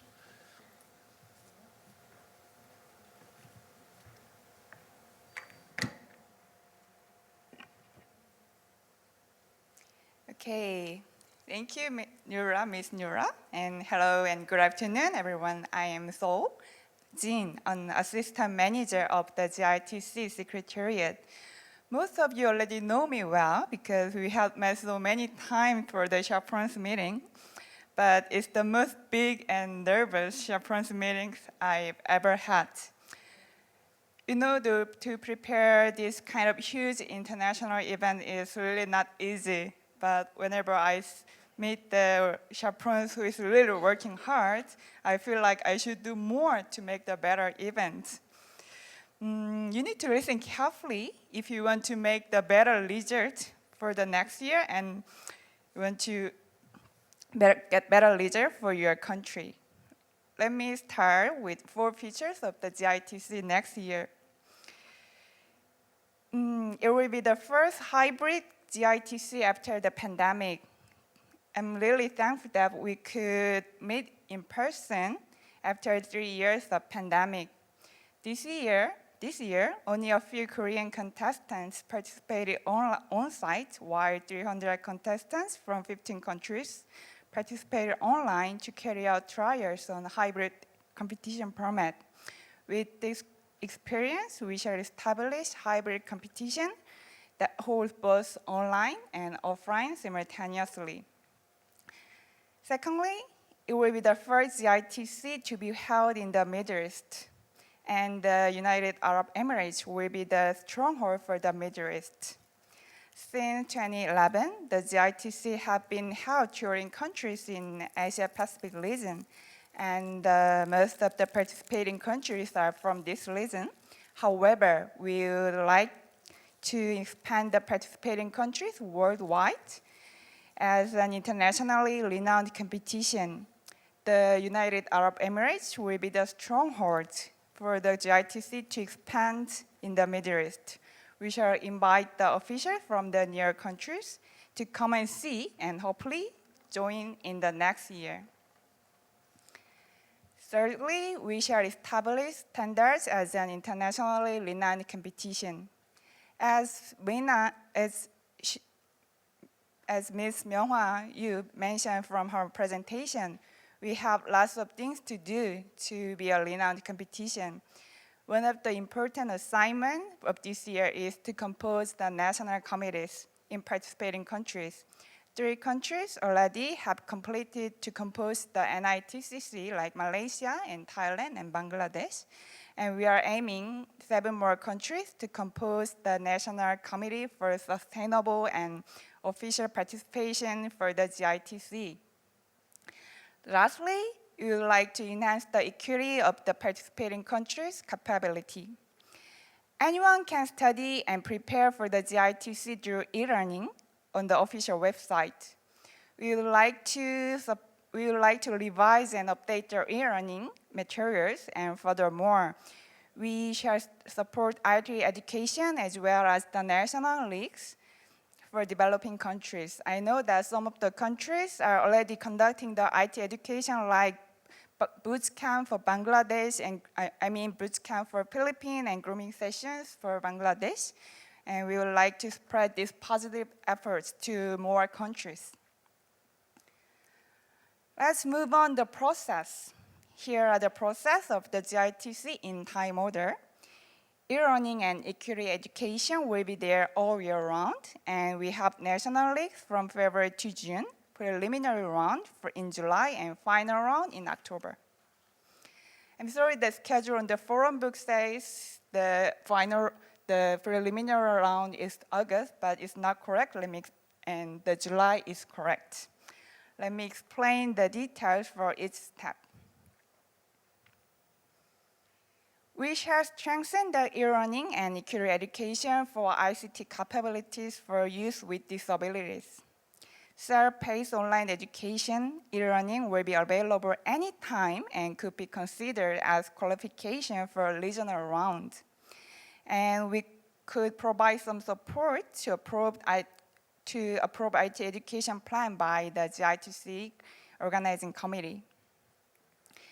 The participating countries will select the national delegates through the National League, And we asked the participating countries to hold the National League in the first half of the year before the preliminary round in July. 100 to 200 youths are expected to participate per country, and it could be on-site, online, or hybrid format at discretion of each country.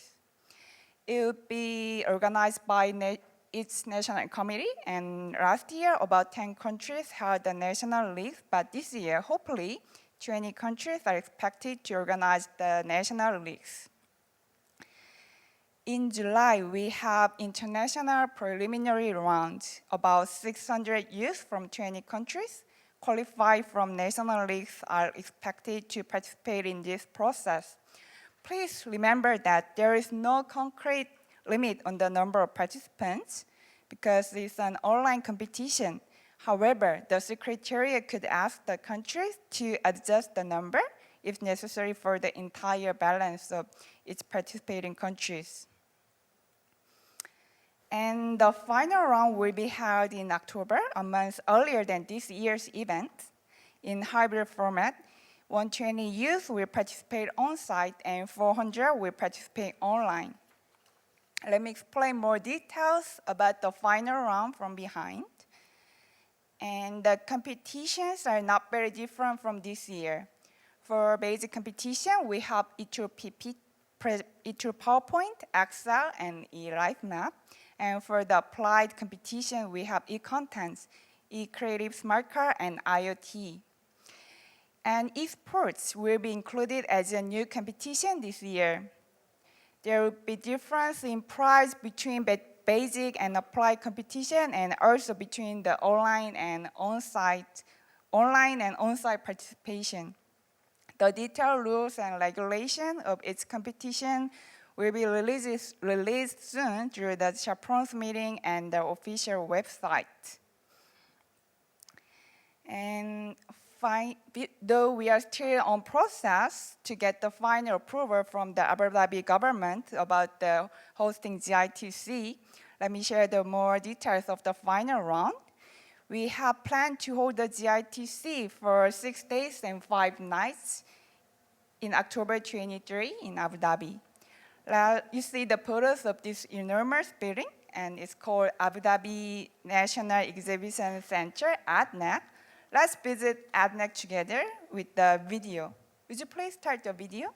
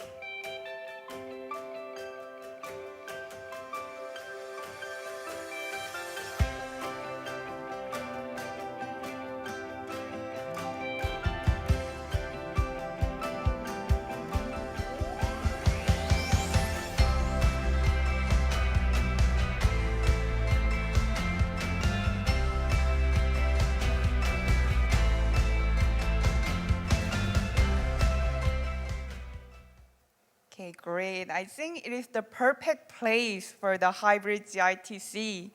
The GITC organizing committee visited this place in September to check the venue, and they say it is perfect. It's close to the airport and has good accessibilities. I hope we could get the final approval from the Abu Dhabi government soon, and including the trainee contestants with disabilities, 1 trainee contestants with disabilities, 60 chaperones and officials from the Middle East, distinguished guests from RI and staffs, 250 persons are expected to participate in the event on site. And for the online, 400 persons. For the programs, we have opening competitions, IT competition, award ceremony, and INI forum will be included as previous year. And lastly, the participants would like the field trip than any other programs, and so do I. So I found a few attractions in Abu Dhabi, though I've never been there before. I hope I could visit this site with you next year. And the last one is the important announcement from the GITC Secretariat. We are looking for a host country. Not for 2023, it's for the 2024. I believe that the hosting GITC will bring your country not only the apparent gains, but also the disability awareness of society. The host country is expected to prepare the venue, accommodations, local transportation, cultural exchange program, and field trip. But according to the situation, it could be rearranged with the GITC organizing committee. So if you have any passion or interest in hosting the GITC, they are discussing about maybe hosting. Thank you. So if you're interested, please don't hesitate to ask us and let's prepare the plan together. Thank you. Hope to see you soon in person. For this. Thank you, Ms. Sorjin. Would you stay on stage? I'd like to invite anyone online or anyone in the conference room to feel free to ask questions regarding the next meeting or any issues related to GITC. The floor is open. Can you show the Zoom links on the screen? We want to have, yes, please, thank you.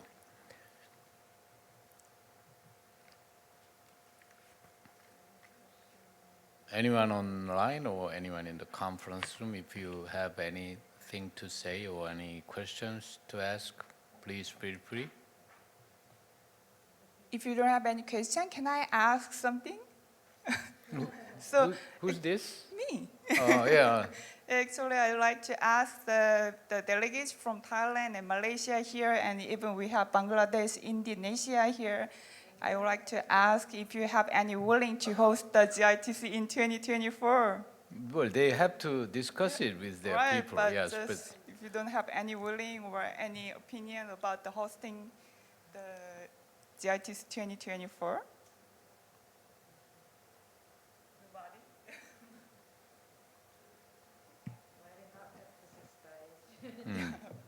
They need to discuss more than any time. We have plenty of time until 2024. So let's now focus on GITC this year and next year for now. Any questions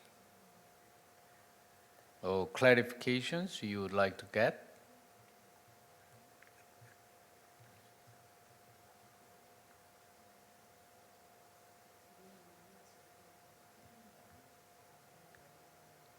Yep, please. Indonesia.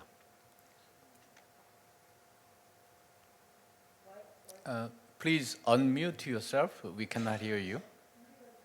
I'm sorry. Yeah. Yes, this is Nana Muljadi from Indonesia. I would like to ask about this hybrid competition. Is the organizer will provide two types of awards, like one for the on-site and one for the online? because otherwise it will not be fair for those who participated online and won the competition and didn't get anything, you see. I think that's a very legitimate concern because when competition is only online, everyone is in the same situation. But if you have some participants in person and others online, then should be very difficult to make it a fair game. So that's what her question is about. Yeah, actually, we have planned to make the difference between the online participation and the on-site participation. As 2024, we have difference in prize money with the monitored participation and non-monitored participation. It's the same way. No, we are talking about between 2023. Yeah, right. So as we have differences in prize money in 2021, we will make the difference in 2023 also. There will be difference different in rule and the different prize money. Different prize money and different rule. Rule, yeah. Well, that is fine, as long as the online participants get something, when they won the competition. Okay. Yeah. Yeah, at least they will get not Yeah, small. at least they felt, they being valued and so on, you see, because otherwise if they participated, won the competition, they didn't get anything, so there's a what for, you see? Yeah, we Okay. will make the award for the online and both online online and and the Yeah. on-site participation. Yeah, we will Okay, so do our thank best you. to make it fair. Thank yeah. you, Nana. 손든 사람이 같은 기관인데 지금 퀘션이 있는 건지 아닌지는 확인을 한번 해보실까요? Anyone online has another question? Yeah. Is she from The same organization. Indonesia? So I think the question has already been asked. Or you have? Hello. Hello. Yes. You still have a question? Yeah. Please. Yes. Not a question. It's just some comments. Indonesia already became a co-host in 2015, and follow up after that.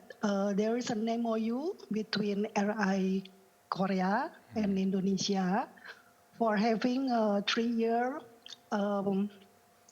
IT training courses.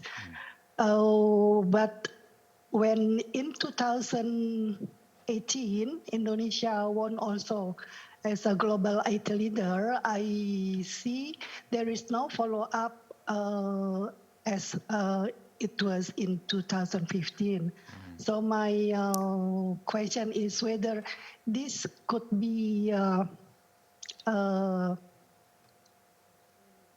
conducted again in the future, because it is very useful for the continuation of the, especially for the winners of the ITC, to become more self-reliant, to become more confident individuals, not only after winning the GITC medals or certificates, then there is no follow-up. Do you know what I mean? Yeah, I fully understand your question. Yeah. I think the memorandum of understanding or cooperation between Indonesia and RI Korea was probably bilateral, so it's not regarding the whole GITC, but I'm sure RI Korea will follow up on that. Hopefully with the participation would you use microphone to explain it? Saudi Arabia, maybe it could be conducted in the near future. Yeah. Thank you. Myung-Hwa Yu is gonna explain it. 네, 저희가 과거에 처음에 When 시작을 we 할 때 began, 호스트한 국가랑 지속 사업을 저희가 we 했었습니다. had the 그래서 follow-up 이미 project. 인도네시아하고는 So 3년 with 동안 Indonesia, 저희가 이미 IT 센터 we provided 훈련 IT 사업을 했고, training 그다음번에 for 3 저희가 years. moved to And we moved to the Vietnam, and we are doing our project in Vietnam. While we are doing the project, we are working with the host country. When the host country is showing good commitment, that's why we finished the project with Indonesia after 3 years. Gave us explanation that the bilateral cooperation project between RI Korea and Indonesia was conducted for 3 years, and that was their understanding. But you can discuss it bilaterally in the future, as well. Any other questions or comments?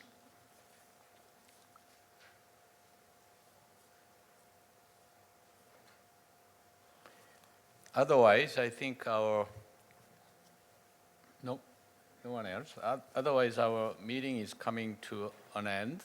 I'd like to thank all of you, those in the conference room and those online, for having participated in this year's INI Forum.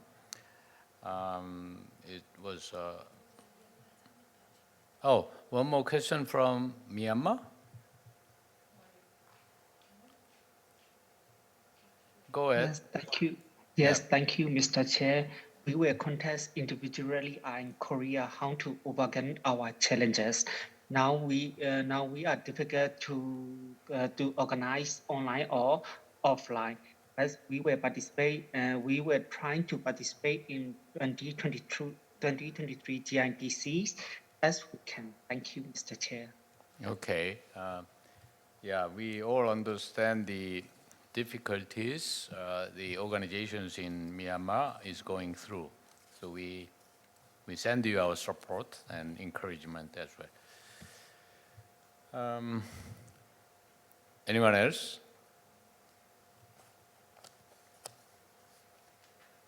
No more? Okay, then our meeting is coming to an end. I'd like to thank all the participants for their participation in this year's INI Forum. All of us have been going through the pandemic for the last almost 3 years. So, the countries in the world are coming out of the pandemic finally, and we really hope that next year we will be able to resume our normal life, normal exchange, normal cooperation, especially in the context of GITC.